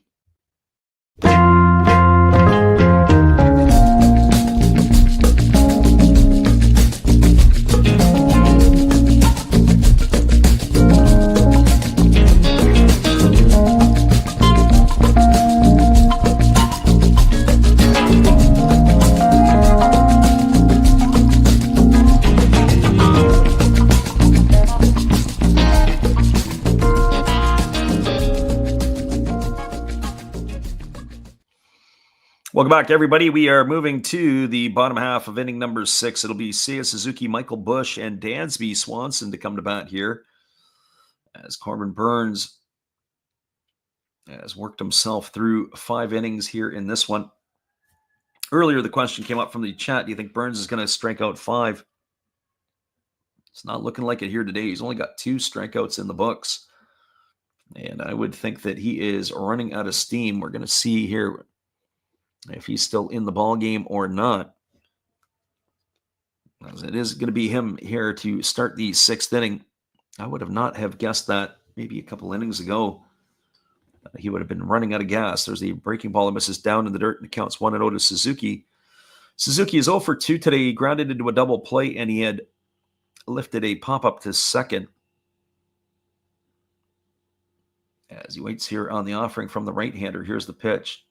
There's a fastball swung on. It's grounded over to third. Suarez fields it. He throws to first, and that is going to retire Suzuki on a ground out 5-3. So 1 up and 1 away, and that'll bring up the first baseman and Michael Busch. And if you're Corbin Burnes, you're going to need these quick outs. As we said, 91 pitches now here for the right-hander, and one would have to think he'll get through the 6th. Can he get through any more? So the right-hander kicks and he delivers. There's a breaking ball that is swung on and missed, and the count is quickly 0-1. I didn't get a look to see if the lights were on at Wrigley today because lots of cloud cover in the area. As Burnes delivers, there's a breaking ball that misses down, and the count goes to 1-1. So 1 ball and 1 strike. Top of the 6th inning. Sorry, bottom of the 6th inning. We haven't updated our ticker yet, as we have ourselves a 2-1 ball game here for the Cubs. As that fastball swung on and chopped foul on the first base side of home plate. The count is 1 ball and 2 strikes to Busch.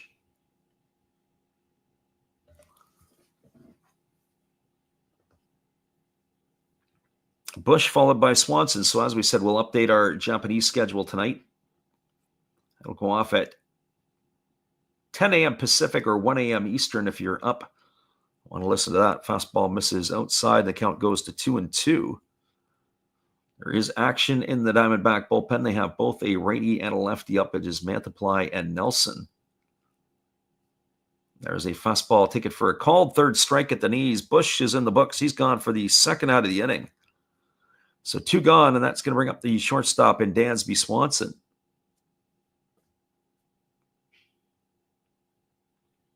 Well, for Swanson, he is 0 for 2. He is both times he's grounded out to the shortstop today.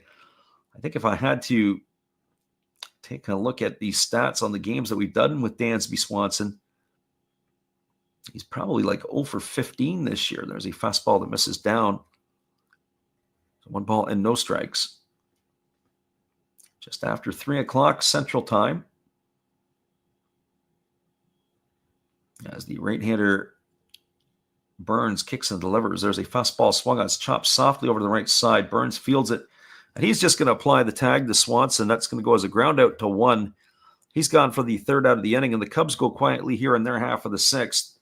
So Corbin Burns all of a sudden turns out a pitching performance. It's not bad, other than the 2-run homer.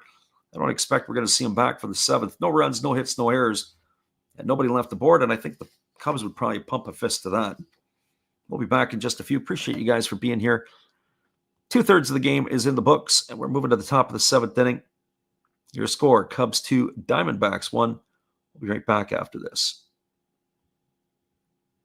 Well, you've got to have an ace in the hole, a little secret that nobody knows.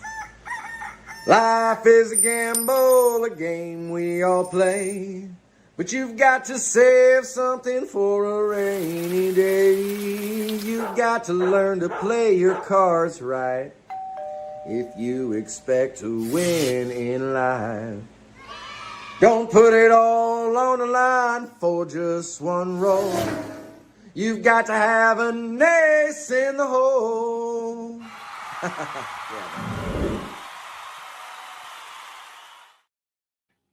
That's right, everybody. You got to have an ace in the hole, and that is exactly what Corbin Burns means to the Diamondbacks. He is their ace in the hole. We'll be right back in just a couple moments. Appreciate you guys for hanging in here with us on the Last Raps Baseball YouTube channel. We'll be right back after this.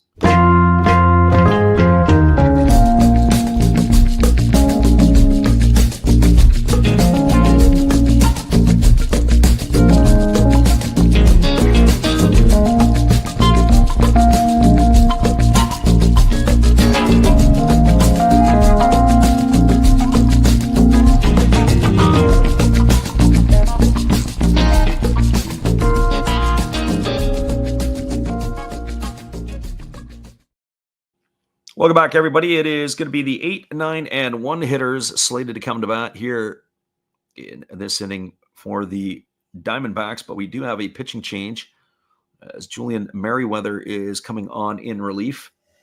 So Merriweather will be facing the 8, 9, and 1 hitters, and the first pitch is a fastball that misses outside.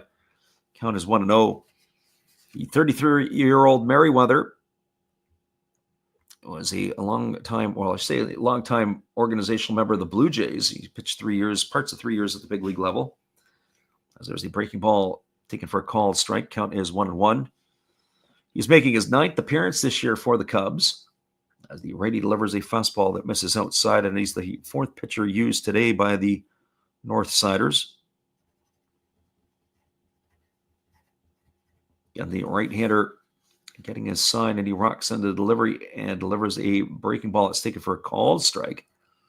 Count goes to 1-2. 7 1/3 innings worked this year for Merriweather. He's allowed 6 hits, a couple of runs, both have been earned. Walked 3 and struck out 6.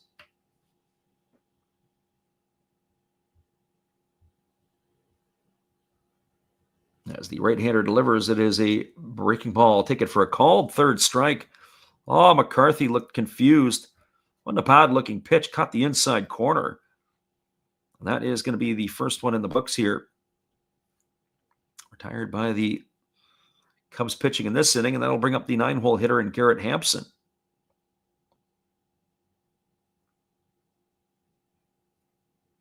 That'll be the 8th strikeout recorded by Cubs pitchers today. Pretty impressive. And squaring to bunt is Hampson, but he bunts it foul right at home plate. Count is 0-1. No balls and 1 strike. Top of the 7th inning, Cubs in a pitcher's duel here with the Diamondbacks, as now is the Cubs by committee. As Merriweather, the 4th pitcher used today out of the bullpen.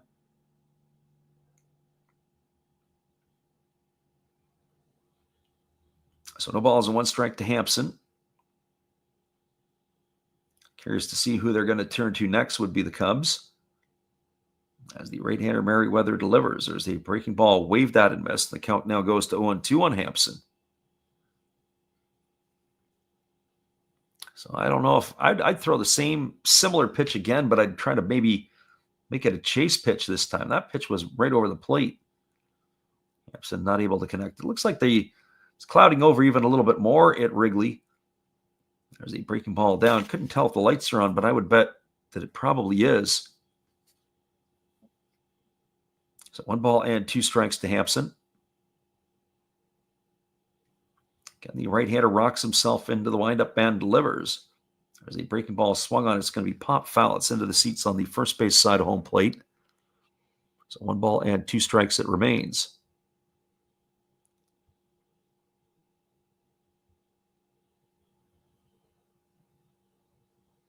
Again, the right-hander rocks and delivers. There's a fastball swung on and another one lifted foul. And the count remains at 1-2. So 1 ball and 2 strikes.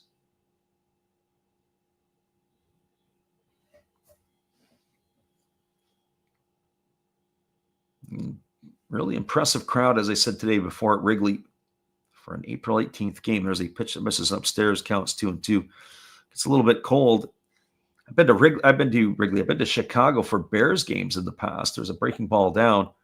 Now 3-2 to Hampson. It was a game one time in November. It would have been about 1996, 97, and I swear we left about 20 minutes before we froze to death.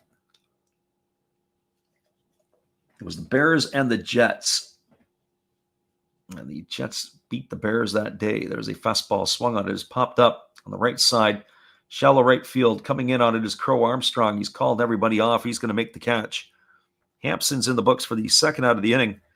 He's going to leave it all up to the top of the order and Corbin Carroll.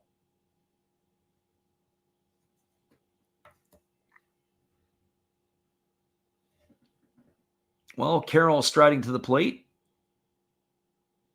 He has a single in 3 trips. He's also struck out twice. He has driven in the only Diamondback run. And there is a breaking ball swung on and fouled away. And the count is quickly 0-1 to Carroll. That one's fouled right off into the mask of the catcher, Carson Kelly. So no balls and 1 strike it is, as the left-handed hitting Carroll looking to try to get something going here with 2 gone. Merriweather kicks and delivers. Fastball, that just missed inside. That was a pretty good-looking pitch. So 1 ball and 1 strike it is.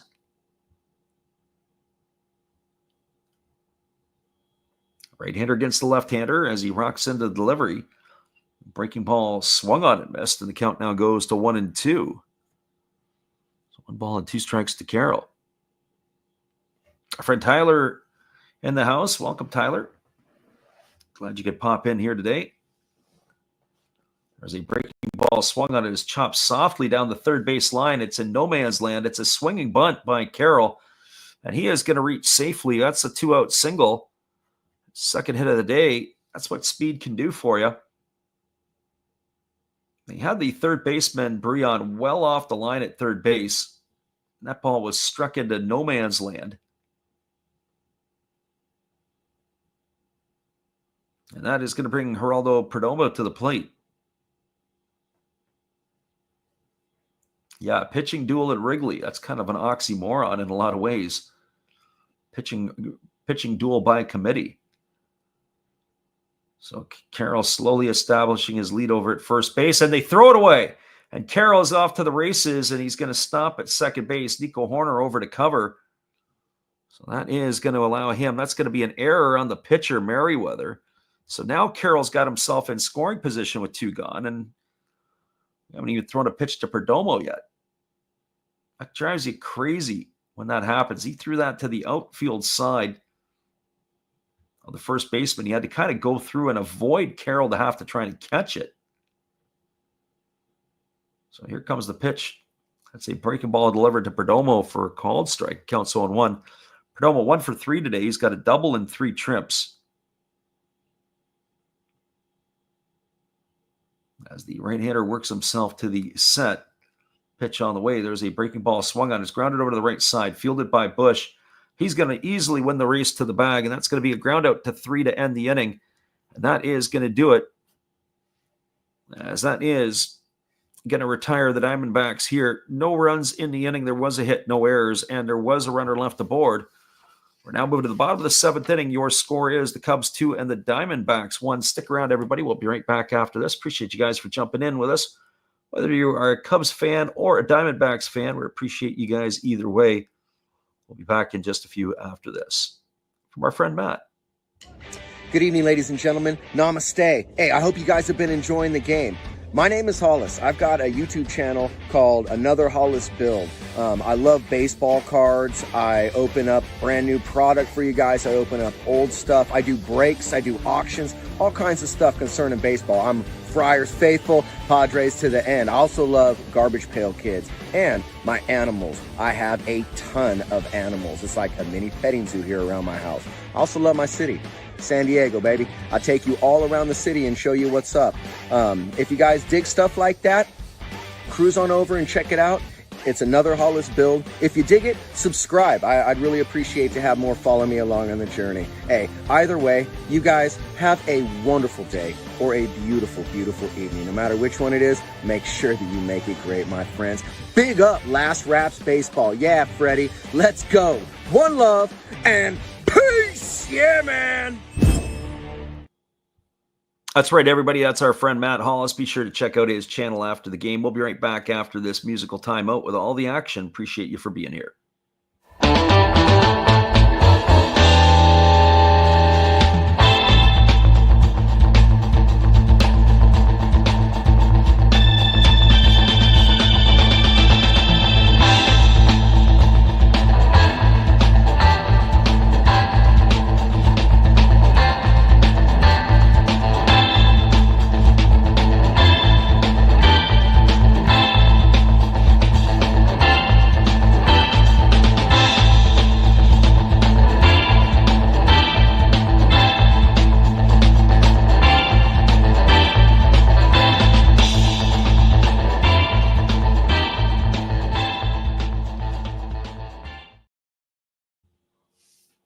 Welcome back, everybody. We've got Ryan Nelson on the mound for the Diamondbacks, and he has been greeted by a leadoff single here by Nico Horner to begin the seventh inning, as Horner is aboard. So Nelson on in relief. He has been a pitcher at times, a starting pitcher at times in his career for the D-backs. So a base hit here welcomes him into the game. For Nelson on the season this year, he has not started any ball games. This is his fifth appearance. He's worked 10 innings. He has allowed 8 hits, 5 runs, all been earned. And he has walked 1 and struck out 10. There's a fastball delivered to Crow Armstrong, taken for a called strike. That was quickly 0-1. 2-1 Cubs lead it here in the bottom of the 7th inning. Crow Armstrong batting here against the right-hander and Nelson. He squares the bunt and he pops it foul over on the third base side. The count now goes to 0-2. So no balls and 2 strikes.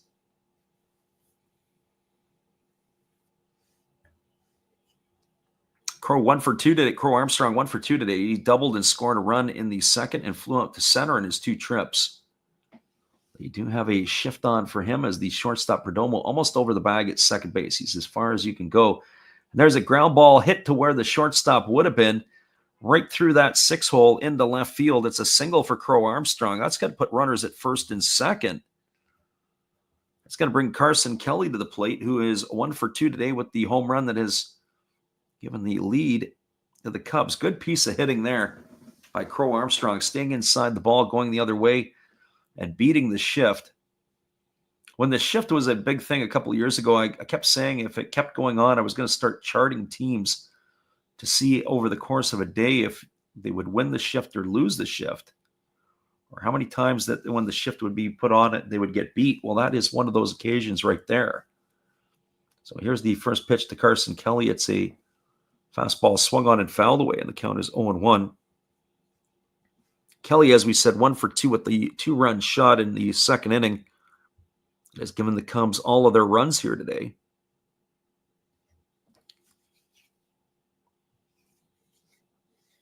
Kelly waiting here on the offering. Nelson checks the runners, delivers a slow breaking ball that misses down, and the count goes to 1-1.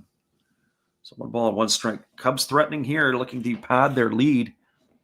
If we were in the Japanese League right now with the 8-hole hitter, it'd be an automatic bunt. Not North America, and not in Wrigley Field. As the pitch is a fastball that misses upstairs, and the count goes to 2-1. You'd have multiple cracks to try to bring home the runs.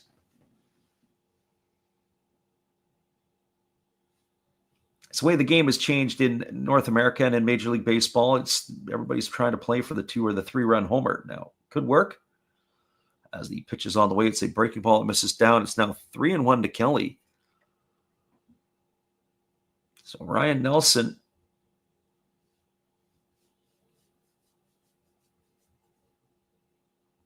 gets a new baseball. He licks his fingers, wipes it off, and he's ready to go back to work. 3 balls and 1 strike it is here to Kelly.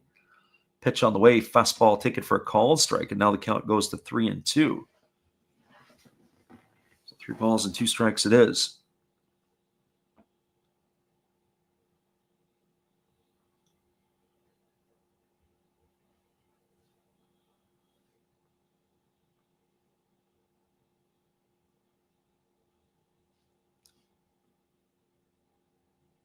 So here comes the offering from the right-hander as he works himself to the belt.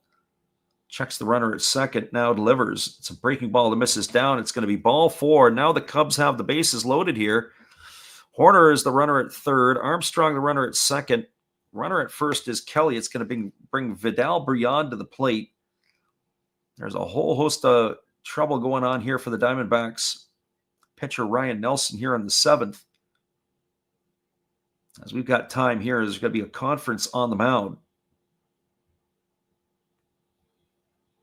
As Bryan will stride to the plate here. This is, I guess, if you're the Diamondbacks, this is the guy you want at the plate. So Gabriel Moreno leading the piece here, and now the pitching coach has come out for the Diamondbacks. It started with the catcher, and now it's got everybody here as the pitching coach has made his way to the mound.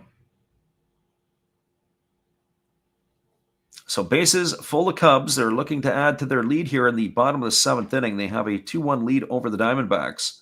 This conference is going on for quite the while. I wonder when Alan Porter is going to make a tour. Lots of instruction going on here. So that conference has now been broken up, and we're ready to resume the action. Bryan 1 for 2 today. If he's going to endear himself to the Wrigley faithful, have another base hit here to bring in some runs. And then the sales of Bryan jerseys will probably go up in the club, in the team store. So here we go. Back to the live action. The infield is in for the Diamondbacks. Outfield is still rather deep. Pitches on the way. It's a first pitch fastball missing down and away, and there's a ball and 1 to Bryan. Well, there's nowhere to put him, so you got to get something good to hit here eventually. Nelson leans in, gets the sign. As the right-hander delivers fastball that just misses down and away. That actually looked like a pretty good pitch, but it's now 2 balls and no strikes to Bryan. Right here, this is a turning point in the game for both of these clubs. Cubs got a chance to pad some runs. If Nelson can suck it up and gut it out here, pitch on the way, fastball taken for a called strike. It's now 2 balls and 1 strike. The Diamondbacks can wiggle their way out of this one. That could be a major turning point as well for them. All right, third, Horner. Runner at second, Crow Armstrong. Runner at first is Kelly. Nobody gone here in the 7th. Here comes the pitch from Nelson. Fastball, take it for a called strike, and the count now goes even to 2-2. So 2 balls and 2 strikes it is.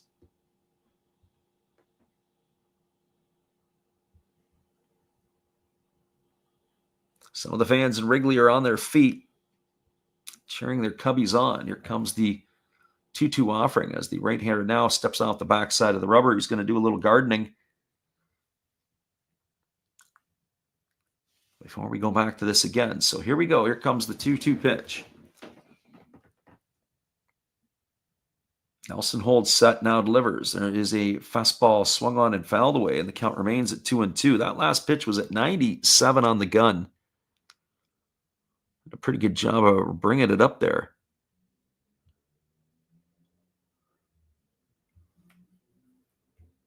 They are saying that there is some possible risk of some severe weather in Chicago, but that doesn't move in until around 9 o'clock tonight.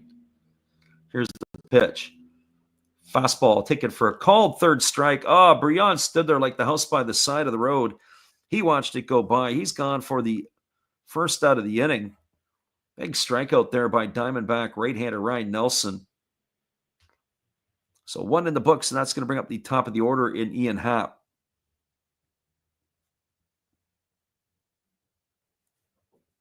So for Happ, he comes to the plate. He's 1 for 3 today. He has singled, struck out, and grounded out. And the first pitch to Happ is a fastball at the knees for a called strike, and the count is 0-1. So if you're a Diamondback fan, you just blew a sigh of relief. If you're a Cub fan, you're probably running to the fridge to get another beer. So here comes the 0-1 pitch. On its way, that is a breaking ball that misses outside. The count goes even to 1-1 on Happ. Happ's going to be a tough player to double up. One would have to think that with the infield's still in, they got to gun the runner down at the plate. It is a fielder's choice situation. As the pitch is on its way, it's a fastball missing outside, and the count goes to 2-1. So 2 balls and 1 strike. Cubs looking to add to their lead here in the bottom half of inning number 7. Right-hander shaking off the signs from his catcher. He's ready to go back to work after he gets one that he likes. Pitch on the way. Fastball swung on. Ball's belted into deep right field. This ball could be trouble, and this ball's gone. A home run for Ian Happ, and it's of the grand slam variety, and the Cubs have now taken a 6-1 lead over the Diamondbacks. It has sent the bleacher creatures into a frenzy. Grand slam for Ian Happ. 4 runs on the board here for the Cubs in the bottom half of the 7th inning. And the Diamondback fans just sunk their heads. Ian Happ with his 2nd home run of the year clears the bases. And that is going to give the Cubbies a 6-1 lead here in the 7th inning. They've got 6 outs to have to get once this one is done. Will it be enough? I guess we're going to have to wait and see. So here's the first pitch to Kyle Tucker. It's a breaking ball that swung on and missed. Count is 0-1. I often wondered how Ryan Nelson would respond moving to the bullpen. He is certainly more suited as a starter. Sometimes starters or guys who've been starters struggle in the first inning when they come in to pitch. And when they're there for the long haul, they usually settle down as that pitch is swung through and missed. The count is 0-2. So no balls and 2 strikes. We'll update the ticker at the end of the half inning, but 6-1 for the Cubs have the lead here. As the right-hander delivers, there's a fastball that just misses off the outside corner, and not by much. 1 ball and 2 strikes to Tucker.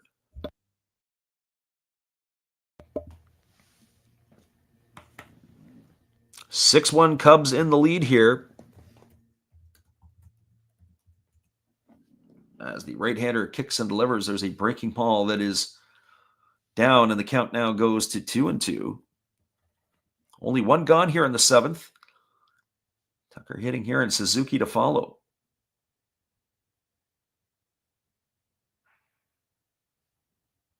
Again, the right-hander gets the sign from Moreno, working himself into the set position and delivers. There's another fastball that misses down. It's now 3-2 to Tucker.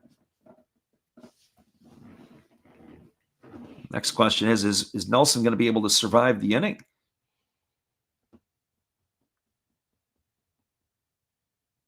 So 3 balls and 2 strikes as Nelson delivers. It is a breaking ball that is swung on. It is lifted into deep right center field. This ball could be trouble. Racing back and not able to come up with it is McCarthy. It's off his glove. It gets down. It's into the ivy. Rounding second and heading to third is Tucker, and he's going to slide in safely with a triple. And so the Cubs here flexing their muscles in the 7th inning. After the home run off the bat of Happ, a triple here by Tucker has gotten them a runner at third with 1 gone in the inning, and that's going to bring Seiya Suzuki to the plate. So the 7th inning has been wild and crazy here for the Cubs.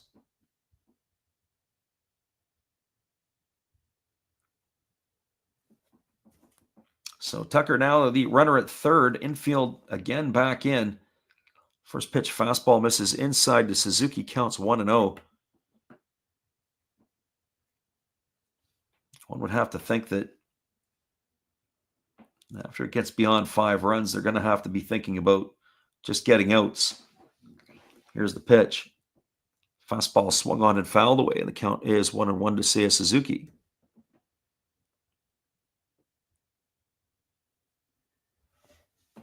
G Money asked the question, will Nico Horner get another at bat? I don't think he's going to get another one this inning. Well, he might. He let off the inning with a single. But I do think he gets another at bat in this game. There's a fastball swung on and fouled away, and the count goes to 1-2 on Suzuki. Still enough time for him in the next inning. He'd probably be slated to be third up. Action in the Cubs bullpen. They have a lefty and a righty getting ready. It's Wicks and Hodge.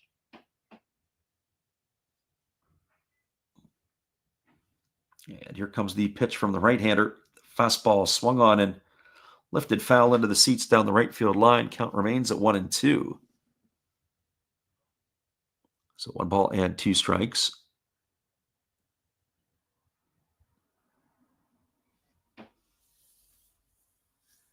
And the right-hander leans in, gets the sign from his catcher. He works himself to the set position. And the 1-2 on the way. It's a fastball that misses way upstairs, and the count now goes to 2-2. So 2 balls and 2 strikes.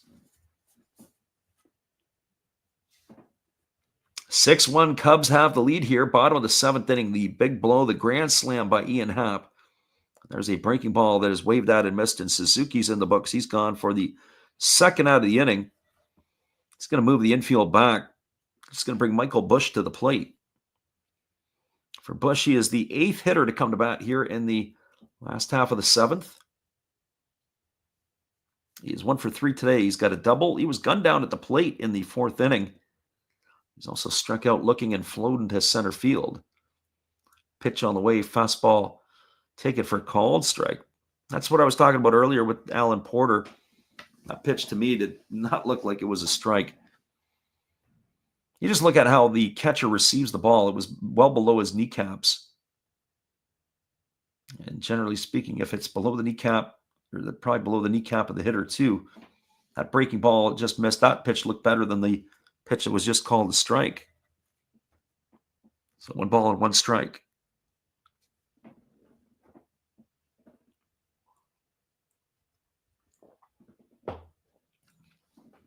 Right-hander Nelson holds to the set. He's ready to deliver again. Pitch on the way. That's a fastball taken for a called strike. That was center cut. 1 ball, 2 strikes. Nelson already up to 35 pitches here in the inning.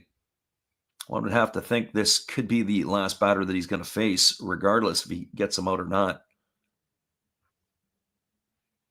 Again, the right-hander delivers. There's a fastball swung on. It's grounded past the diving third baseman into left field. Suarez, who had moved over into the 6 hole, couldn't come up with that. That's a single and an RBI for Busch. That's going to bring home Tucker with the 7th run of the ball game. That's the 5th run of the inning here for the Cubs. And then it's going to bring Dansby Swanson to the plate. Good piece of hitting there by Busch, staying inside, going the other way. Just punched it past the diving glove of Suarez. And the route now is on, and that is going to do it here, as it looks like we're going to have ourselves a pitching change. Torey Lovello on his way to the mound. He has seen enough. And so have we. We'll be back in just a couple moments. We have our friend Steve Rademacher to keep you entertained. This is one of his older pitching change commercials. We'll show you that one there. And come on back in just a moment. Hello, everybody. Steve Rademacher coming back at you again. And during this pitching change, for a change of pace, let's open some baseball cards. We'll get through these quickly. 2023 Topps Big League. We have rookie card of Tyler Freeman to go along with a Matt Chapman. And why not a Jake Cronenworth? Shoot 'em, Jake! We do have a rookie card of Brett Beatty. That's pretty cool. To go along with the uncommon Carlos Correa. pretty common to me, but what do I know? Trey Mancini to go along with a rookie of Kodai Senga. Freddie, tell them about Kodai. And one of my favorites, Devin Williams of my Milwaukee Brewers. All right, looks like the pitcher's coming in. Freddie, you can take over now.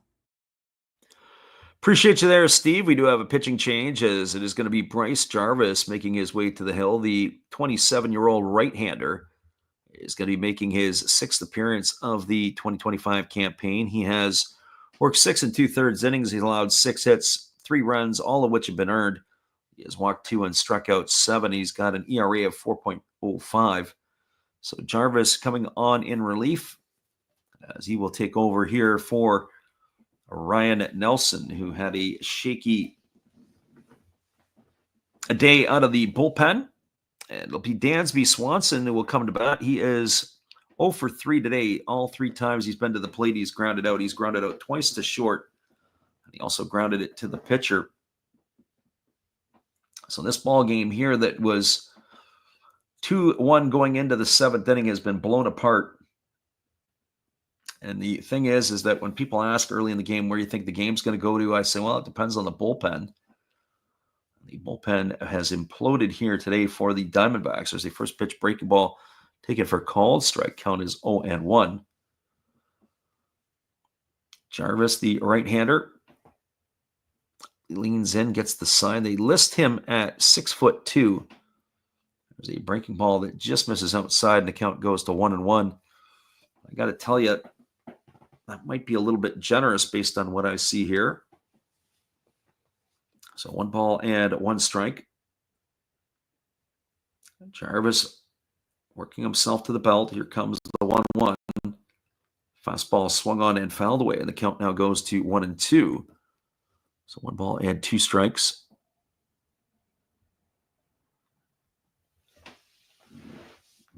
Matt Hutchison says, boy, they busted this one open. I didn't think the Cubs bullpen can blow this one. Appreciate you, Matt, for checking us out and jumping in with us today. Hopefully you can stick around and come on back for future games. We don't do the Cubs all the time. We mix up all our major league games. We do try to get the afternoon games in when we can. Afternoon games on the East Coast. There's a breaking ball that is waved at and missed, and Swanson is in the books. And that is going to do it, as it is going to retire Swanson for the 3rd out of the inning. But damage done, and lots of it here by the Cubs. They scored 5 runs in the inning on the benefit of 5 hits. There was no errors, and there was 1 runner left aboard. Your score as we move now to the top of the 8th inning. It is the Chicago Cubs 7 and the Arizona Diamondbacks 1. Stick around, everybody. We'll be right back after this with all the action. Appreciate you guys for hanging in here today on the Last Raps Baseball YouTube channel. We'll be right back after these.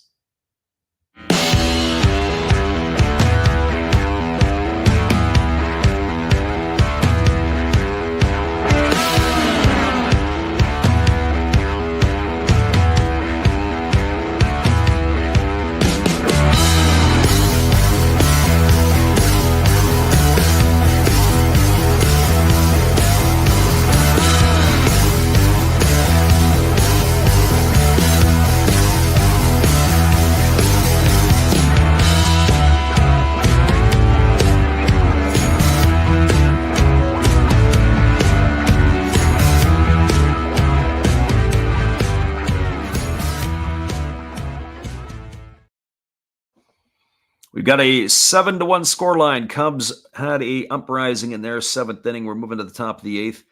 We'll be back in just a couple moments. Appreciate you guys for being here with us on the Last Raps Baseball YouTube channel. We'll see you after this.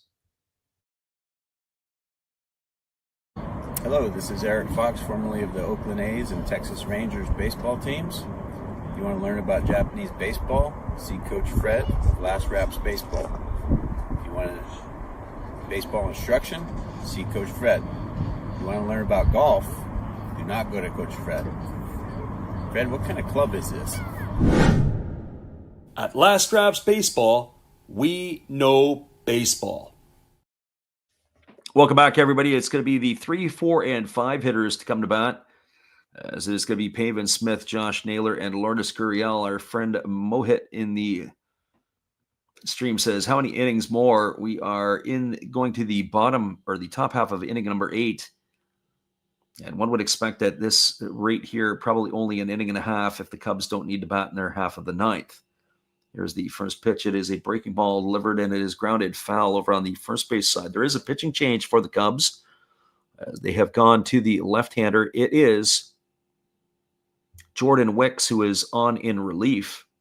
The 25-year-old taking over here, making his first appearance of the season. There's a fastball swung on it. It is lined into left field. It's going to get down for a base hit.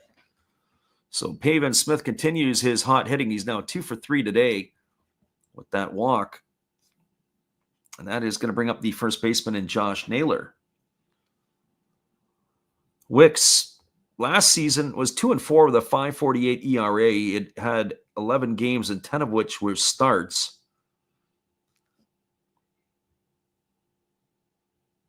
Friend JJ pumps the fist for the Cubs, that is for sure. And here's the pitch. It is a breaking ball that is swung on. It's grounded through the right side, past the diving second baseman Horner, and now just like that, here come the Diamondbacks. Oh, they're not dead yet. Back-to-back singles here, and that's going to bring Lourdes Gurriel Jr. to the plate. And our friend Matt, hopefully, who, if he's still with us, says, I don't even think the Cubs can blow this one.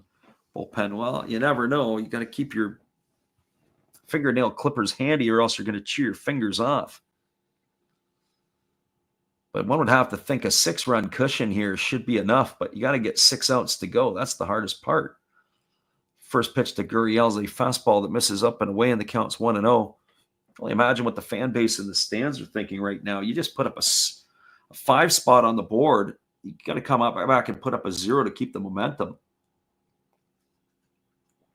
There's a breaking ball swung on. This is grounded through the 6-hole into left field, and the hit parade continues. Diamondbacks playing station-to-station baseball as they've got the bases loaded here with nobody out, and that's going to bring Eugenio Suarez to the plate. And I don't want to foreshadow anything, but we talked earlier today that what active player has the most home runs against the Chicago Cubs? Well, he's coming to bat right now. So bases are full of Diamondbacks. Hicks has only thrown 5 pitches, and he's been tattooed for 3 singles. Craig Counsell's making the slow walk out to the mound. Is he going to take him out straight away here? I wonder what he's got to say to his left-hander. They did have action up in the bullpen. And that is going to be the end of the day. 5 pitches, 3 hits. So Wicks' day is done. The Cubs are going to the bullpen. We're going to be back in just a couple moments. We appreciate you guys for being here. This game has turned over again, as Steve Rademacher will come in and keep you entertained. We'll be right back after this. Hey, where are you going? It's a pitching change. Come on, sit back down. You don't go out there. Don't go get no food or anything. You've got a big decision. Are you going to throw in there Raleigh Fingers? Maybe Goose Gossage? How about maybe Mariano Rivera or Lee Smith, Dennis Eckersley? Who knows? It's a pitching change. Come on back. You know who I would pick for this? A nice, tall, cool one. There's my pitcher. That's my pitching change.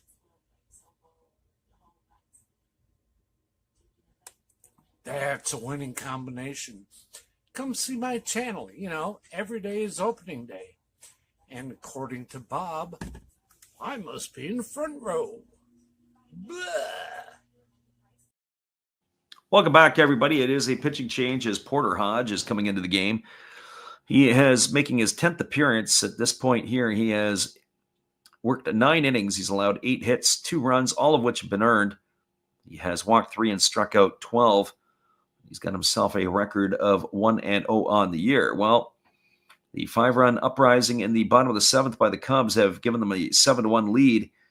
But the Diamondbacks have not rolled over. Back-to-back singles off the bats of Smith, Naylor, and Gurriel have the bases loaded. As Hodge is just completing his warm-up tosses here, and we're ready to resume the action. So Eugenio Suarez, as we mentioned earlier in the stream, he has the most home runs against the Cubs. Our friend Will asked the question, how many total bases does Smith have today? He's only got 2. He's had 2 singles, only 2 total bases. He's also drawn a walk, and he has grounded out. So here comes the first pitch. Fastball comes up and in and almost hits Suarez. The count is 1-0. That'll back you off the plate. So 1 ball and no strikes. Suarez career with the bases loaded. He's hitting .291 with 6 grand salamis. There's a fastball swung on and grounded foul over on the third base side. And the count goes even at 1-1. Today he is 0 for 3. He is looking for his first hit. He did reach on an error by the third baseman Brouillon back in the second inning. He's also struck out and grounded out, or flown out to right, rather. There's a fastball swung on. This ball is belted into deep left center field. This ball is going to be trouble, and this ball is gone. A home run, a grand slam off the bat of Eugenio Suarez, and that has given the Diamondbacks 4 runs here in the inning, and they've cut the lead to 7-5. Unbelievable. If you're a Cubs fan, you got to be just shaking your head. Back-to-back singles. And then welcome to the game, Porter Hodge, as he serves up a grand slam here to Suarez. And that is going to make the scoreline 7-5. So all the fireworks really coming here after the 7th inning, after we had a pitcher's duel for 6. That's going to bring Gabriel Moreno to the plate. The first pitch to Moreno is a breaking ball that misses down and away. The count is 1-0. Only imagine if you're a Cubs fan what that does. As the pitch is on the way, there's a breaking ball that is swung on and fouled away, and the count goes even at 1-1. Chris Lewis says, what are the odds that Corbin Carroll homers?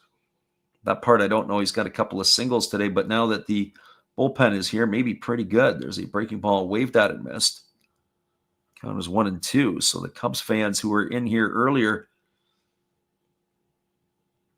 exit stage left, because here come the Diamondbacks. 7-5 Chicago, top of the 8th inning. Still nobody out as Moreno digs in. And the first pitch from Hodge coming, it's a breaking ball swung on and fouled away, and the count is 1-2 on Moreno. Will pumps a fist. He says, thanks. He just won his parlay. Congratulations to you. So here comes the 1-2 pitch again to Moreno. It's a fastball swung on. It's jammed on the fists. Racing back is Horner. He's going to make an over-the-shoulder catch, and that's going to retire Moreno for the first out of the inning. So 1 gone. That'll bring up Jake McCarthy to the plate. Now, if you want to talk about somebody who has struggled mightily to start the year, McCarthy is that guy. McCarthy on the season 3 for 36. He squares the bunt and he takes a breaking ball down and away, and the count is 1-0. McCarthy had a pretty good season last year. He struggled in 2023 after he had a pretty good season in 2022. It's almost like every other year. Breaking ball taken for a called strike. The count goes to 1-1. So 1 ball and 1 strike.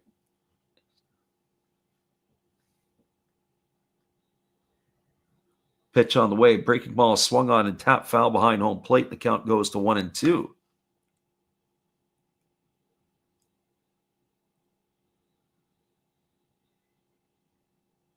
So 1 ball and 2 strikes to Jake McCarthy. As the pitch on the way is a fastball that just misses down and away, and the count goes to 2-2. McCarthy had a brother who actually was playing in the NPB for a bit. He was with the Texas Rangers, just wasn't quite the player that this brother is, as there's a fastball that misses outside, 3-2. Played with the Oryx Buffaloes. And really, it never really performed like they thought he might over there. There's a breaking ball that misses outside, and it's going to be ball 4. McCarthy is aboard with a walk, and that's going to bring the tying run to the plate in Garrett Hampson. So Hampson 0 for 3 tonight. He has struck out and flown out and popped out. That's going to bring the pitching coach out of the Cubs dugout. come out and have a word with the right-hander here. And it looks like we're going to have a pitching change, a pitching change, a pinch hitter coming to the plate. It looks like it's Alec Thomas who is coming in to hit for Garrett Hampson.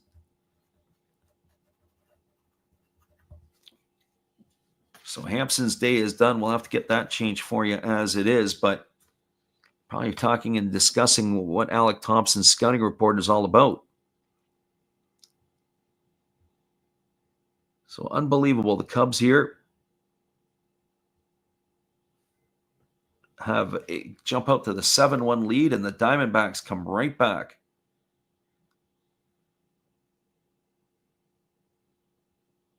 So Thomas batting .279 in 14 games this year, no homers and 10 RBIs. Batting from the left side here against the right-handed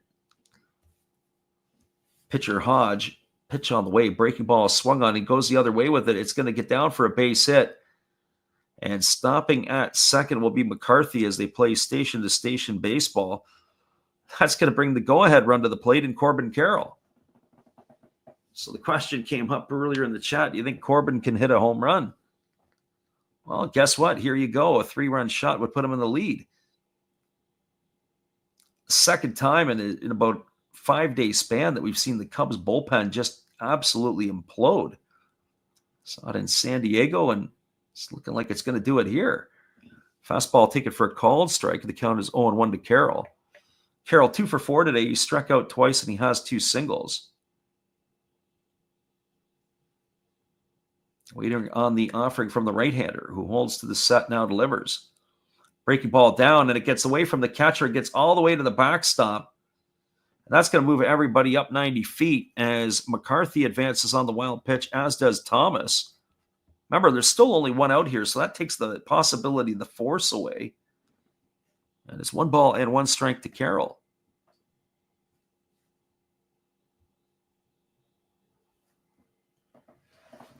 This game here has turned into an absolute zoo.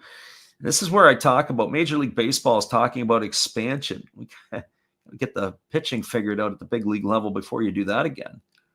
Breaking ball, take it for a called strike. Count as 1-2. I don't know if there's enough pitching that can play 32 teams in the big leagues. I'm not sure that there's enough pitching for 30 big league rostered teams. Here's the 1-2 offering. Fastball swung on and missed, and Carroll's in the books for the 3rd time today. He's got himself a sombrero. He's gone for the 2nd out of the inning, and that's going to leave it all up to Geraldo Perdomo. Well, for Perdomo, he's 1 for 4 today. He's got himself a double in 4 trips. As the right-hander Hodge delivers, there's a breaking ball waved out and missed. The count quickly goes to 0-1. So no balls and 1 strike. Perdomo is the 9th hitter to come to bat here in the 8th inning. That's another thing when you think about all the money that's spent on the gambling today. One of the things I thought about is when you do the openers, at what point in time how would that change the dynamic of the game? You got an opener for a couple innings, bring your starter in for 6. There's a breaking ball that misses down and away, and the count goes to 1-1. Or your normal starter in for 6, and then you follow that up with a closer in the 9th. There's a fastball that misses upstairs, and the count goes to 2-1. It would just, all the odds would go into the DraftKings' favor. The general public would be just cut off at the legs. It's so hard to predict when you got a reliever starting the game and then the starter comes in. He could be in the hole. Who knows? Here's the pitch. Fastball, take it for a called strike. The count now goes to 2-2 on Perdomo. So 2 balls and 2 strikes it is. Crowd now on their feet in Wrigley looking for the final out here of the 8th inning. Pitch on the way. Breaking ball swung on, hit back up the middle. Fielded by Swanson. Now he's got to throw to the plate because that's going to get a run in. He had to go to the right field side of second base to field the ball. It's going to be a single for Perdomo. He's going to get himself an RBI. It's going to cash in McCarthy. That's going to cut the lead to 7-6. It's going to advance Thomas over to third. That's a heads-up play by Swanson because he knew he had no chance at first. A speedy Thomas was able to hold him up at third, but it has cut the lead to 7-6. And that is going to bring up Pavin Smith to the plate. Oh, the Cubs bullpen, our friend Michael Hutchison was in here earlier. Probably just spit up his coffee. JJ says, what's going on with the bullpen? Oh, unbelievable. We got ourselves a 7-6 game here with 2 outs in the top of the 8th. And Pavin Smith, who started the inning with a single and who scored a run, is now batting again.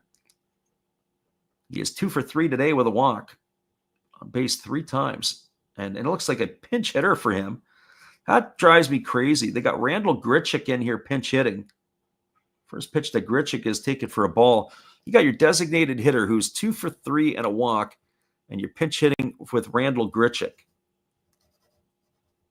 There's a fastball swung on. It's grounded over to third, and it gets underneath the glove of the third baseman into left field. Unbelievable. Rounding third and heading home is Perdomo. The play at the plate gets away from the catcher. They're going to score a pair of runs. Oh, my goodness. He comes around all the way from first. Grichuk ends up on third. And just like that, 2 more runs are across the board. We're going to see if it is indeed an error, but I got to put it already in my books. E5 for sure. Unreal. No, they're not going to rule it as an error. I've already put it down as one. They call it a double for Grichuk. That's a very, very nice double. That went right underneath the glove of the third baseman. They did have a defensive replacement as it's Gage Workman over at third. That is going to bring up the plate Josh Naylor, and there's a fastball that misses outside. So now we've got a score line of 8-7 for the Diamondbacks. Oh.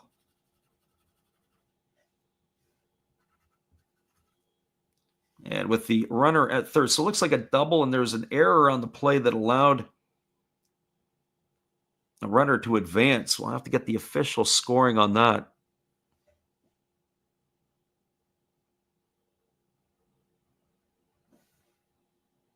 Not sure where that second error will come up. There's a breaking ball taken for a called strike. Trying to catch up on some things here. 2 balls and 1 strike it is to Naylor. 2 gone, runner at third, 8-7 Diamondbacks in the lead. They have scored 7 runs here in the top of the 8th inning. Unbelievable. Pitch on the way, breaking ball just misses. Count goes to 3-1.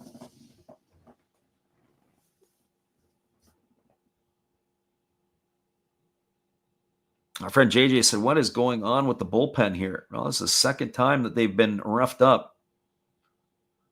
Pitch on the way, breaking ball misses down. It's going to be ball 4, and that's going to allow Naylor to reach first on a walk, and it's going to bring Lourdes Gurriel Jr. to the plate. Matt Hutchison says, I stand corrected. It's going to be a rough summer. It's going to bring Craig Counsell out to the mound. Counsell wearing a path out to the mound here today. He's making the call for a right-hander. That's going to be the end of the inning here for Hodge. We got ourselves a pitching change, and the D-backs are still threatening to score more. Looks like it is going to be Roberts coming into the game. Hang tight, everybody. 8-7 Diamondbacks have taken the lead with 7 runs here in the 8th, and it's not over yet. We'll be right back after this. Musical timeout. Unbelievable.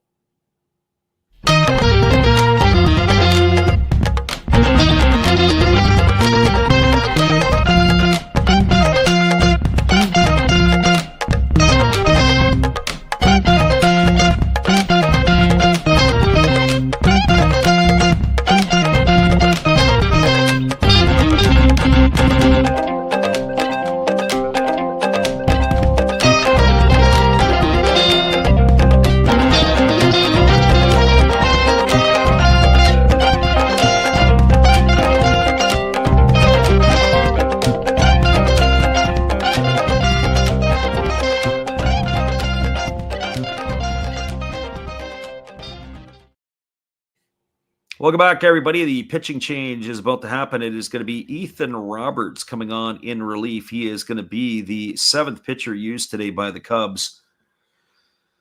The start of the 8th inning, it was Jordan Wicks who had come on in relief, and he gave up back-to-back-to-back singles to start the inning, and that set the table.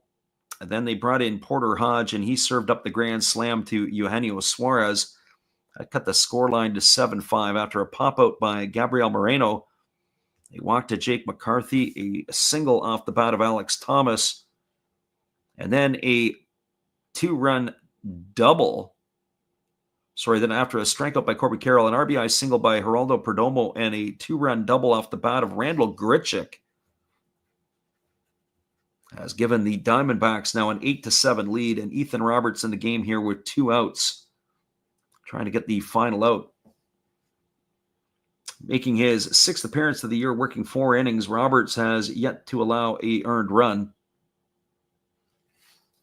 As the right-hander ready to go. And now he kicks and delivers. There's a breaking ball that just misses for ball 1. Boy, that looked like it was a pretty good pitch. We said Alan Porter has had his struggles behind the plate today. That would have been right there on that one as well.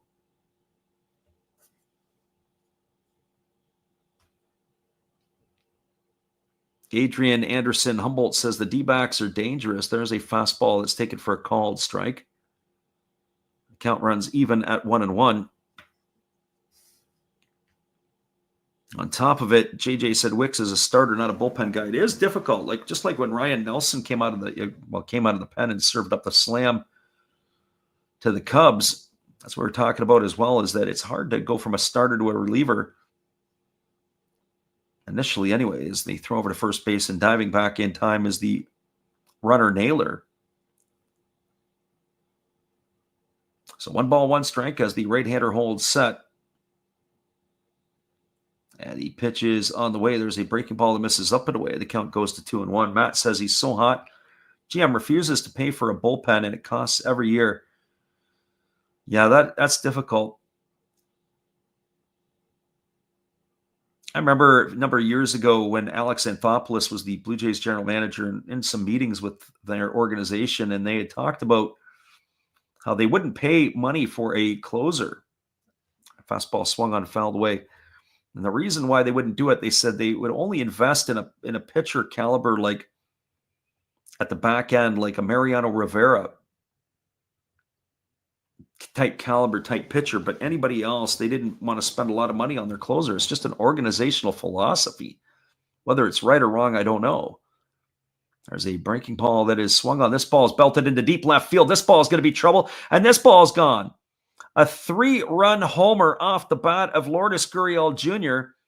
That's going to make the score line 11-7 for the Diamondbacks. Yet another home run in the inning. Unreal. 10 runs in the inning here for the D-backs. As that's going to bring home Grichuk and Naylor ahead of them. And our friend Matt says good night. Ah, my goodness. If you are a Cubs fan, the beer is cold, hopefully. Because I don't think that this one is going to come home now. It's too big a hole that they have dug themselves. Breaking ball misses down. Count is 1-0.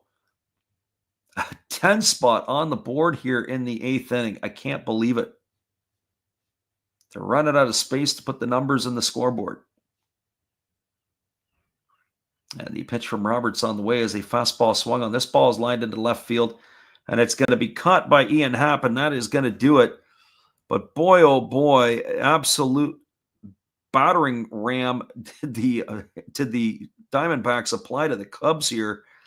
10 runs in the inning. Oh my goodness. On 8 hits. 10 runs, 8 hits. Well, they say there wasn't an error, but we thought there was. And then there was nobody left aboard.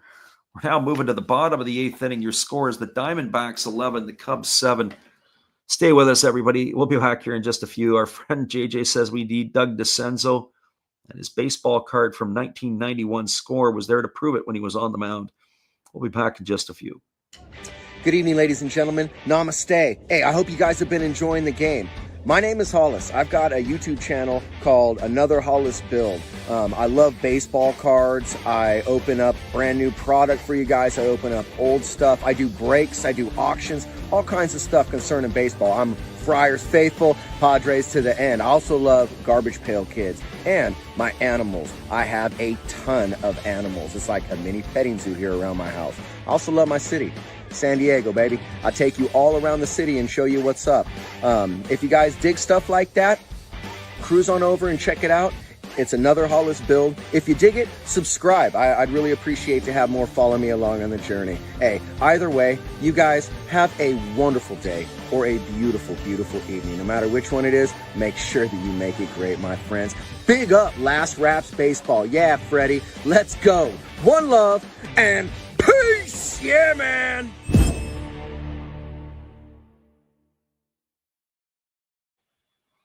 Welcome back, everybody.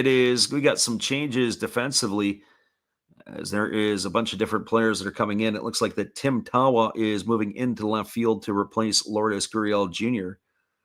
Also, other defensive switches. You've got Jake McCarthy is going to go from center field to left field. Alec Thomas is going to remain in the game, and he's going to stay in center field. Jarvis is still on the mound as of right now, as the Cubs will be sending Nico Horner, Pete Crow Armstrong, and Carson Kelly to the plate here in the bottom half of the eighth inning. 11-7 Diamondbacks have the lead as they put a 10 spot on the board in their half of inning number 8. Breaking ball taken for a called strike. The count is 0-1. That is going to drive Cubs fans insane. If you guys don't sort the bullpen out, it is going to be a long year. There's a breaking ball waved out and missed, and now the count goes to 0-2. For Nico Horner, he has 1 for 3 today. He's bounced into a fielder's choice. He's flown to left, and he has singled and scored a run. He was brought home on the grand slam by Ian Happ in the 7th.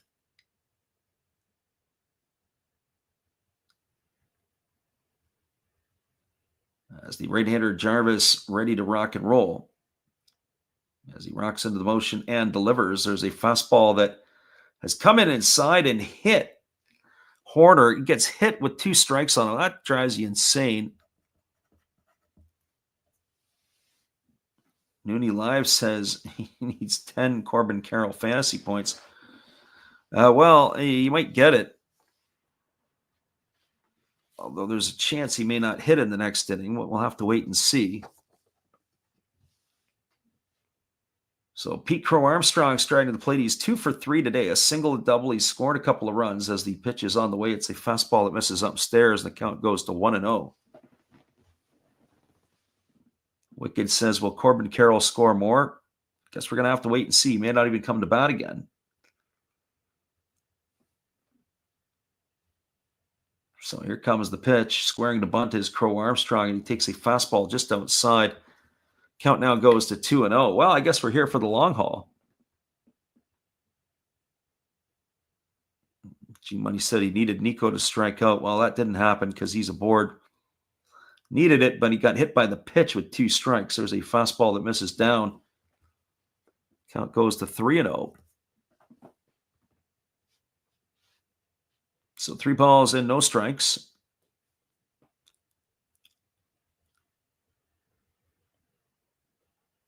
Crow Armstrong looking to find a way to get on base. With the Diamondbacks, they got to get 6 outs here as well. It's not looking like an easy affair. There's a fastball that misses upstairs. That's going to be ball 4. Crow Armstrong's aboard. That's going to advance Horner over to second. They got runners at first and second with nobody out. It brings Carson Kelly to the plate, who's already homered in this one today. He's 1 for 2 with a home run and a couple RBIs. He's also drawn a walk and scored a run. This game is getting silly. They do have Joe Mantiply up in the bullpen as he is stirring here. I don't know what else left that the Diamondbacks are going to have up their sleeves.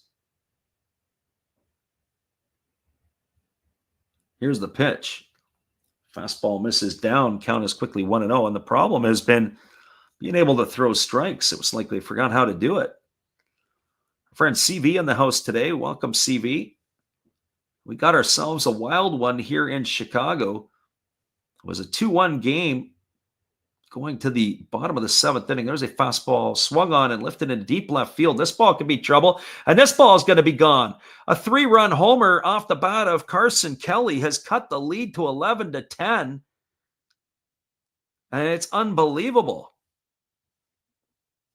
So a grand slam by both teams in the 7th and 8th innings, and now a 3-run homer off the bat of Carson Kelly has made the scoreline 11-10. So where all the Cubs fans who just exited here might be stumbling back into the stream. Unbelievable. And that is set to bring up Gage Workman to the plate. Our friend CV says, just shared the broadcast on his Facebook page. We appreciate that.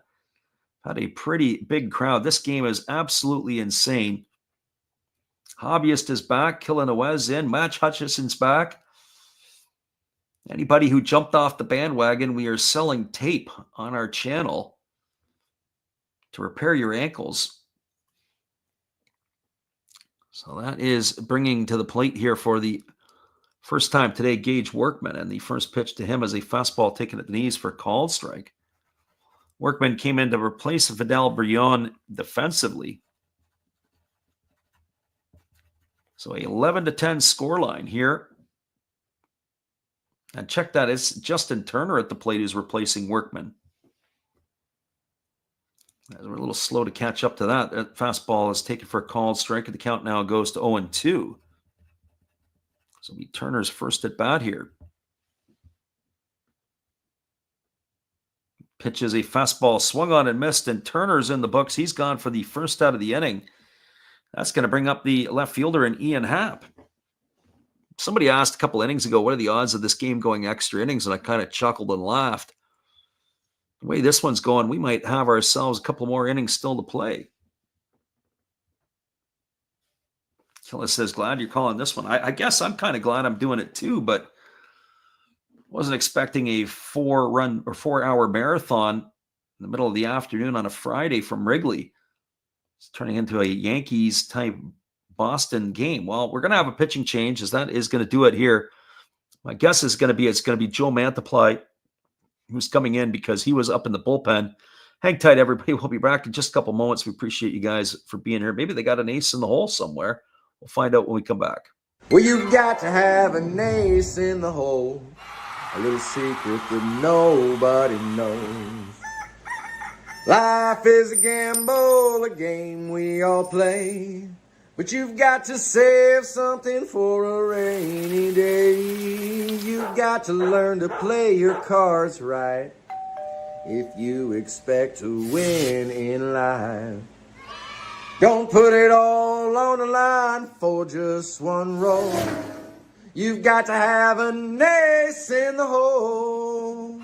Yeah.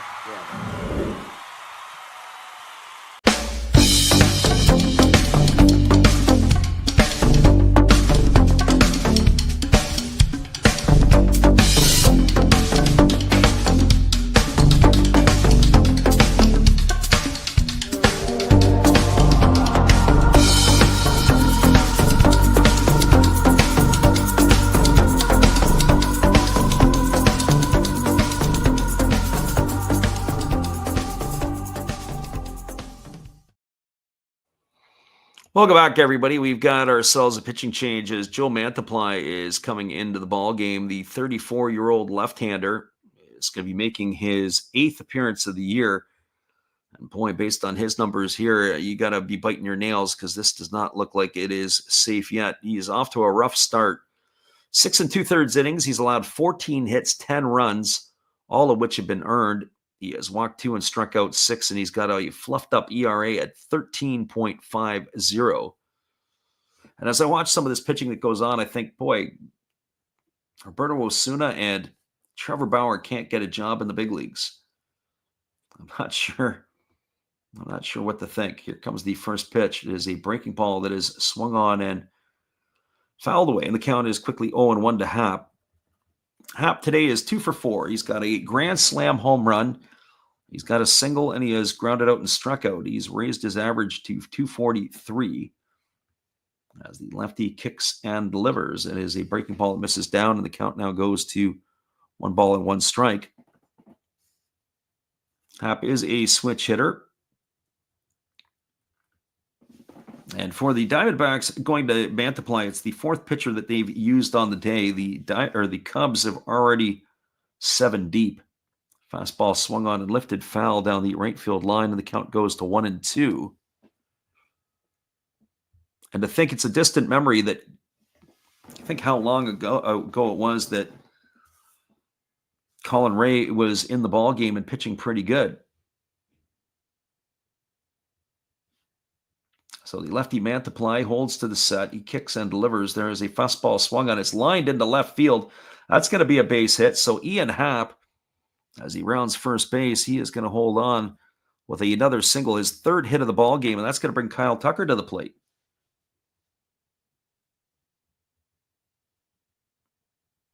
So Tucker striding to the plate. He's 2 for 4 today. He has a single, a triple, and he has grounded out twice.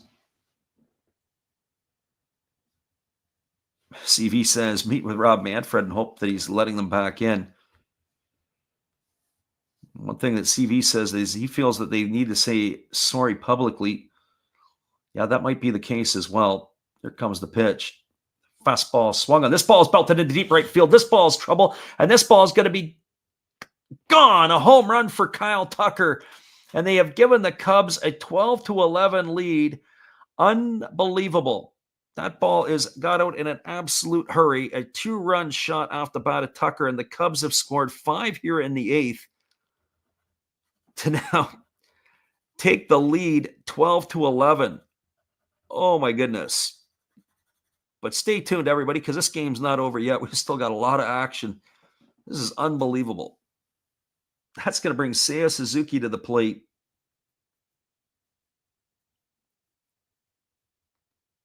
Killa Noez says, wow, our friend Hobbyist says Spidey would be happy. I'm sure that so would Matt.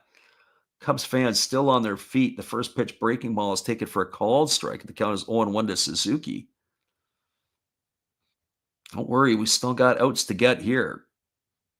Suzuki today looking for his first hit. He's 0 for 4. There's a breaking ball that misses way outside. The count goes even to 1-1. This game is an absolute circus act. Oh, beer sales would probably be going through the roof if the taps weren't turned off. Breaking ball is swung on and tapped slowly foul over on the third base side. Count now goes to 1-2 on Suzuki. JJ says, is the wind blowing out? Apparently it is now. As we said at the beginning of the game, it said the wind was blowing in from right field. That was probably a fake story. Killa says, this has got to be the game of the year so far. Well, it's certainly been an entertaining game. We've seen some crazy stuff over the last week or so. Definitely a wild one. There's a highlight package for the ages. There's a breaking ball missing down to Suzuki. It's now 2-2. And you figure it was a 2-1 game going to the 7th inning. 5 runs in the bottom of the 7th by the Cubs, 10 in the top of the 8th by the Diamondbacks. And the Cubs respond with 5 more of their own in the bottom of the 8th. Here's the pitch. Fastball swung on and fouled away. The count remains at 2-2 to Suzuki. So 11-10. Well, no, it's now 12-10 here for the Cubs. We'll update the ticker as we move here. 12-11 Cubs at the end of the half inning. There's a breaking ball that misses down. And count goes full to Suzuki. When this game's done, or in fact, if I can even try to add them up in between the innings after the 8th here, I want to see how many pitches have been thrown in this game. There's a fastball swung, and this ball is lifted into straightaway center field. This ball is going to be trouble, and this ball is gone. Seiya Suzuki has just hit his 5th homer of the year, and that's going to extend the Cubs' lead to 13-11. 3 home runs here in the inning. First, Kelly with a 3-run blast, then a 2-run blast by Tucker, and now a solo shot here by Suzuki has added to the lead, 13-11.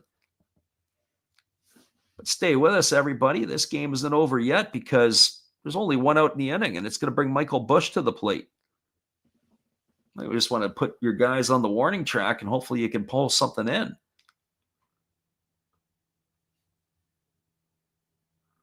Sorry, Oranyenka says, go Snakes. Well, fortunately for the Snakes, right now they got their work cut out for them to have to come back again. So Michael Busch stepping to the plate. He's the 8th hitter to come to bat in the inning. And the pitch from Mantiply is on the way. There is a fastball swung on, and this is belted into right field, but this ball is going to get down for a base hit. Corbin Carroll cuts it off. He's going to hold Busch to a single, and that's going to bring Dansby Swanson to the plate.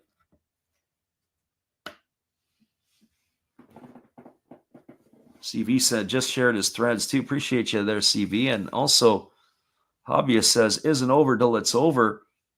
You got that right. That brings Swanson to the plate.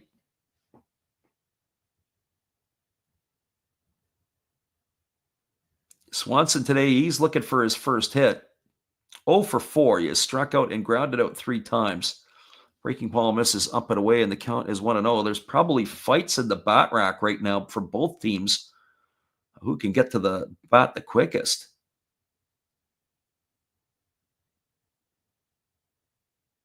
And the pitch is a breaking ball that misses outside, and the count now goes to 2-0.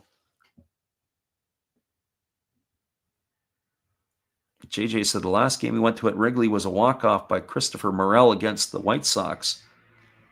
Only imagine what the vibe is like right now. Here's the pitch. Breaking ball swung on. It hits the pitcher in the leg. It deflects over to third. The weirdness continues. It's going to be a base hit for Swanson. They're going to have to come out and check on Mantiply. He got absolutely smoked.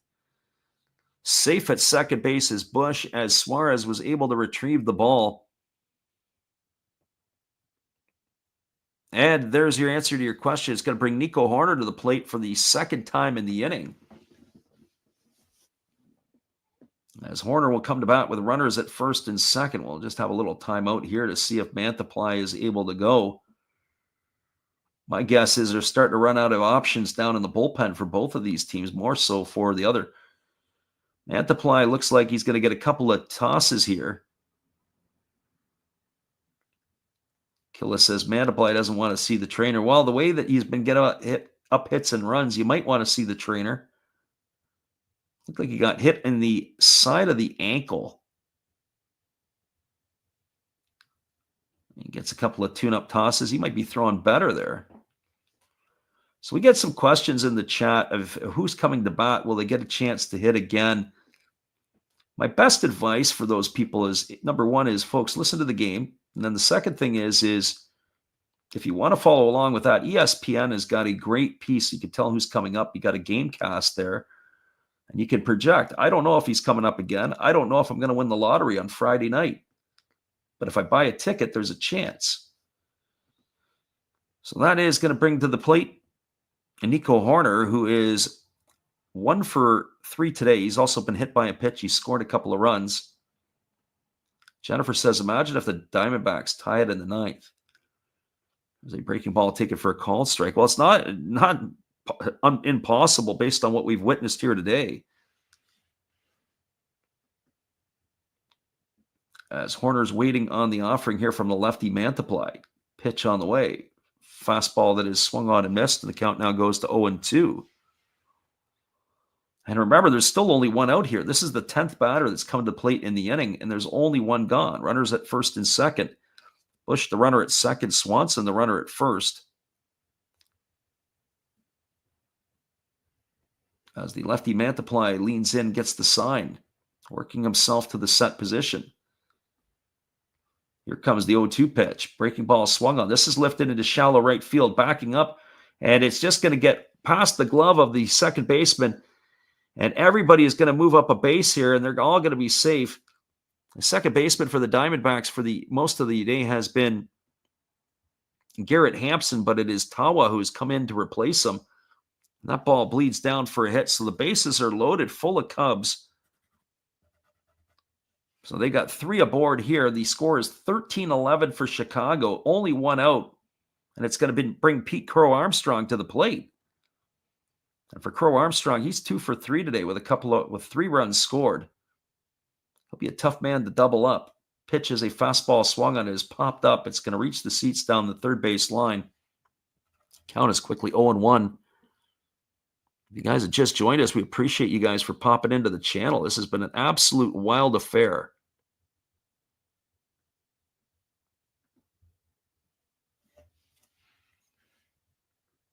As the lefty Mantiply kicks and delivers, slow breaking ball taken for a called strike, and the count now goes to 0-2 on Crow Armstrong.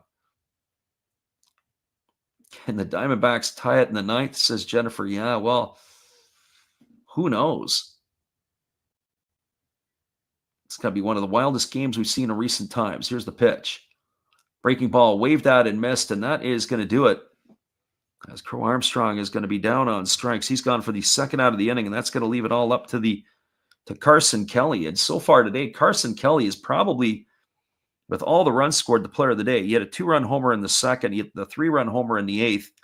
He's also walked and scored, run, and flown out. So officially on the day, 2 for 3 with 5 runs batted in. Hobby says, is Armstrong still a good prospect? I've liked what I see of Crow Armstrong. Fastball grounded foul down the left field line. Count is 0-1. What I really like is I'm impressed with his speed, but also with his jumps, his reads on fly balls. The Cubs have got a good one there. They acquired him in a trade with the New York Mets a couple of years ago, and he's now just starting to pay dividends. Here's the pitch. Breaking ball misses down and away, and the count goes to 1-1 on Carson Kelly. So 1 ball and 1 strike. Kelly's had 3 multiple home run games in his career, and he's had 2 in the last week. Here's the pitch. Fastball taken for a called strike, and the count now goes to 1-2. And I don't want to foreshadow, but I was about to say, when's the last time a Cubs player has hit 3 in a game? I have to go back into the archives to look at that. Bases are loaded. Here's the pitch. Breaking ball swung on. It is hit on 1 hop to the second baseman, Tawa, who fields it. He throws to first. That is going to end the inning. It's a ground out 4-3. And that will do it here for the Cubs in their half of the inning. Unbelievable. They score 6 runs in the inning. As I have to count up the hits. 8 hits. There was no errors, and there were 3 runners left aboard. We are moving to the top of the 9th inning. It is 13-11 for the Cubs. We'll be back in just a couple of moments. We appreciate you guys for being here. Who will it be? Will it be the last team to swing it? Or will the Snakes get their chance to come back? Looking ahead, it's the bottom third of the batting order. Moreno, McCarthy, and Thomas slated to come to bat. We'll be back in just a couple of moments after this. Good evening, ladies and gentlemen. Namaste. Hey, I hope you guys have been enjoying the game. My name is Hollis. I've got a YouTube channel called Another Hollis Build. I love baseball cards. I open up brand new product for you guys. I open up old stuff. I do breaks. I do auctions. All kinds of stuff concerning baseball. I'm Friars faithful, Padres to the end. I also love Garbage Pail Kids and my animals. I have a ton of animals. It's like a mini petting zoo here around my house. I also love my city. San Diego, baby. I take you all around the city and show you what's up. If you guys dig stuff like that, cruise on over and check it out. It's Another Hollis Build. If you dig it, subscribe. I'd really appreciate to have more follow me along on the journey. Hey, either way, you guys have a wonderful day or a beautiful, beautiful evening. No matter which one it is, make sure that you make it great, my friends. Big up Last Raps Baseball. Yeah, Freddie, let's go. One love and peace. Yeah, man.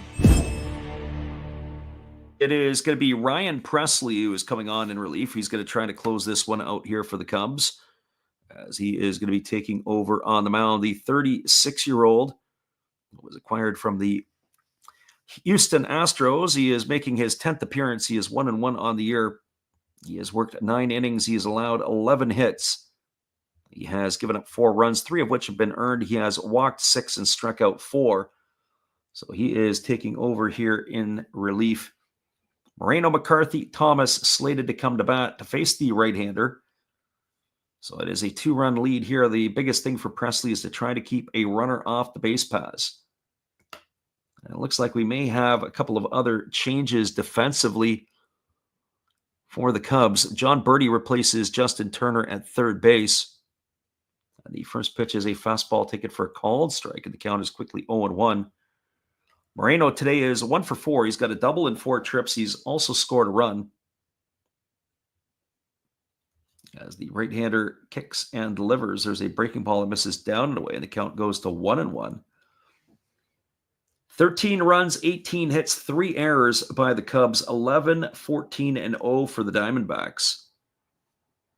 As Presley kicks and delivers, there's a fastball swung on. It is popped up over on the first base side. It's playable.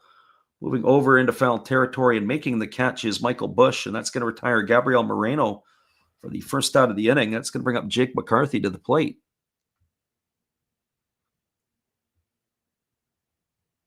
Pat says, I've been talking for 3 hours straight. Traditional guys get a few innings break. Yeah, we don't get nothing. Got to do everything all by itself. It's a one-man gang is what it basically boils down to. Devin Hines says he's a Cubs fan, and the team feels different. Fastball swung on, grounded over to the right side, fielded the diving play there by Busch. He gets up and he wins the race to the base. And now the Diamondbacks are down to their final out.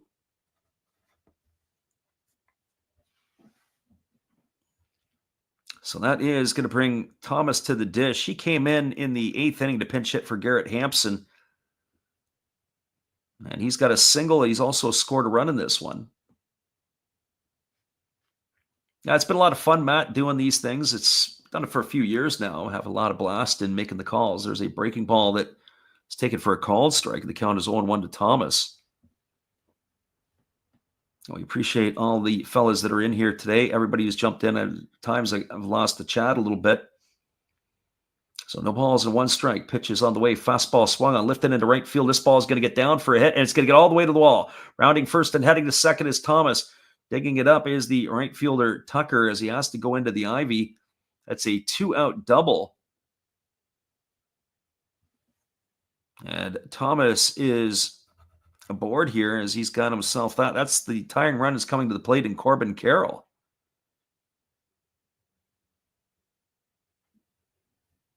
Devin says that Carson Kelly won't keep up the pace of play, but I think they found their catcher. I like Carson Kelly last year in Detroit. It was a pretty good signing that the Tigers had made. Then they flipped them to the Rangers, and it's a good acquisition by the Cubs. And anything, a depth piece. So the crowd's on their feet. Carroll at the plate. Pitch on the way. Breaking ball swung on. It is lifted into shallow left field. Moving back on it is Swanson. He's going to make the catch, and that is going to do it. As this ball game is over, and that will do it there as Carroll is gone for the 3rd out of the inning. Well, they had no runs in the inning. They did have a hit. There was no errors and 1 runner left aboard. Your final score from Wrigley: the Chicago Cubs 13 and the Arizona Diamondbacks 11. Holy man, 3 hours and 9 minutes for this one here. We appreciate you guys for being here with us. I'm going to come back and wrap it up in just a few. Don't forget, we'll be back on later tonight for the Japanese baseball. It's going to be the Yokohama DNA Bay Stars going head-to-head against the Chinichi Dragons. Hopefully you guys can make it in if you like that stuff. That's what we normally do. We will put up our schedule in the next couple of days. As we said, we're going to be on the road show. It'll be in Detroit to see the Padres and the Tigers live. I've got some things to do back east, and there will be some games, but they will be intermittent. And check out our schedule on our channel when you can. Appreciate you guys for all popping in here tonight on the Last Raps Baseball YouTube channel. We'll be right back after this.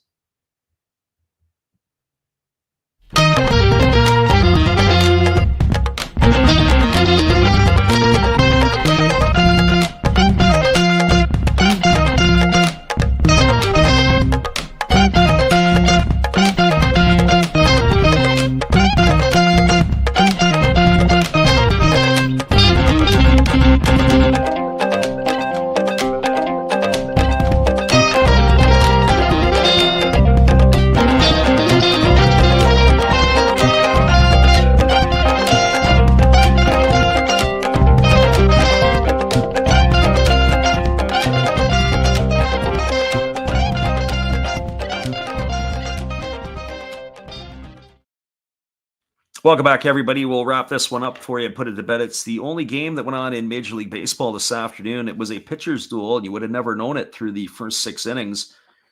Corbin Burns had worked the first 6 for the D-backs, and he had allowed only a 2-run homer off the bat of Carson Kelly in inning number 2. Diamondbacks responded with a runner of their own in the 5th inning, as Gabriel Moreno had led off with a double. And with 2 out, he was brought home on an RBI single off the bat of Corbin Carroll. That made the scoreline 2-1. And then things got absolutely insane in the 7th inning. The Chicago Cubs stuck a 5 spot on the board, highlighted by a grand slam off the bat of Ian Happ. And that made the scoreline 7-1. And we were thinking at that time, this game is over. The Diamondbacks are done. But the Diamondbacks had 10 runs of their own in the top of the 8th inning, courtesy of a grand slam off of the bat of Eugenio Suarez. And then it was a 3-run homer off the bat of Lourdes Gurriel Jr. that had made the scoreline there. It was absolutely crazy the way this game had just blown apart. And so that is where that had stood. And so with that being said, then we ended up seeing a couple of more pieces of action that had gone around here. As I said, the Diamondbacks had their home runs as well. And so then we go back to the bottom of the 8th inning, and the Cubs were trailing at that point 11-7, and they go on to stick 6 more on the board, including home runs in the inning, a 3-run shot by Carson Kelly, his second of the day, a 2-run shot by Kyle Tucker, and a solo shot off the bat of Seiya Suzuki that provided those runs. It was 13 runs, 18 hits, 3 errors for the Cubs, 11-15-0 for the Diamondbacks.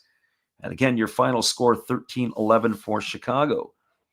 Our friend Devin says he was at work when he saw the score 2-1. It looked like at that time it was 7-11 and watched the rest of the game. He says, last time 21 runs have been scored in an inning and a half. Absolutely absurd, not just to you, but to all of us that were listening as well. All right, everybody, listen, we appreciate you guys for being here. We're going to get out, enjoy some of the sun where we're at, and then we'll be back on 10 p.m. Pacific, 1 a.m. Eastern for Yokohama DNA Bay Stars and Chinichi Dragons tonight. Hopefully you guys can pop by and listen, and then we'll follow it up tomorrow with another NPB game, and then we're on a break. Have a great day, everybody. Appreciate you guys for joining the stream. We'll be back again in a couple of days' time, or a little later tonight in a couple of days' time for Major League Baseball. Have a great day.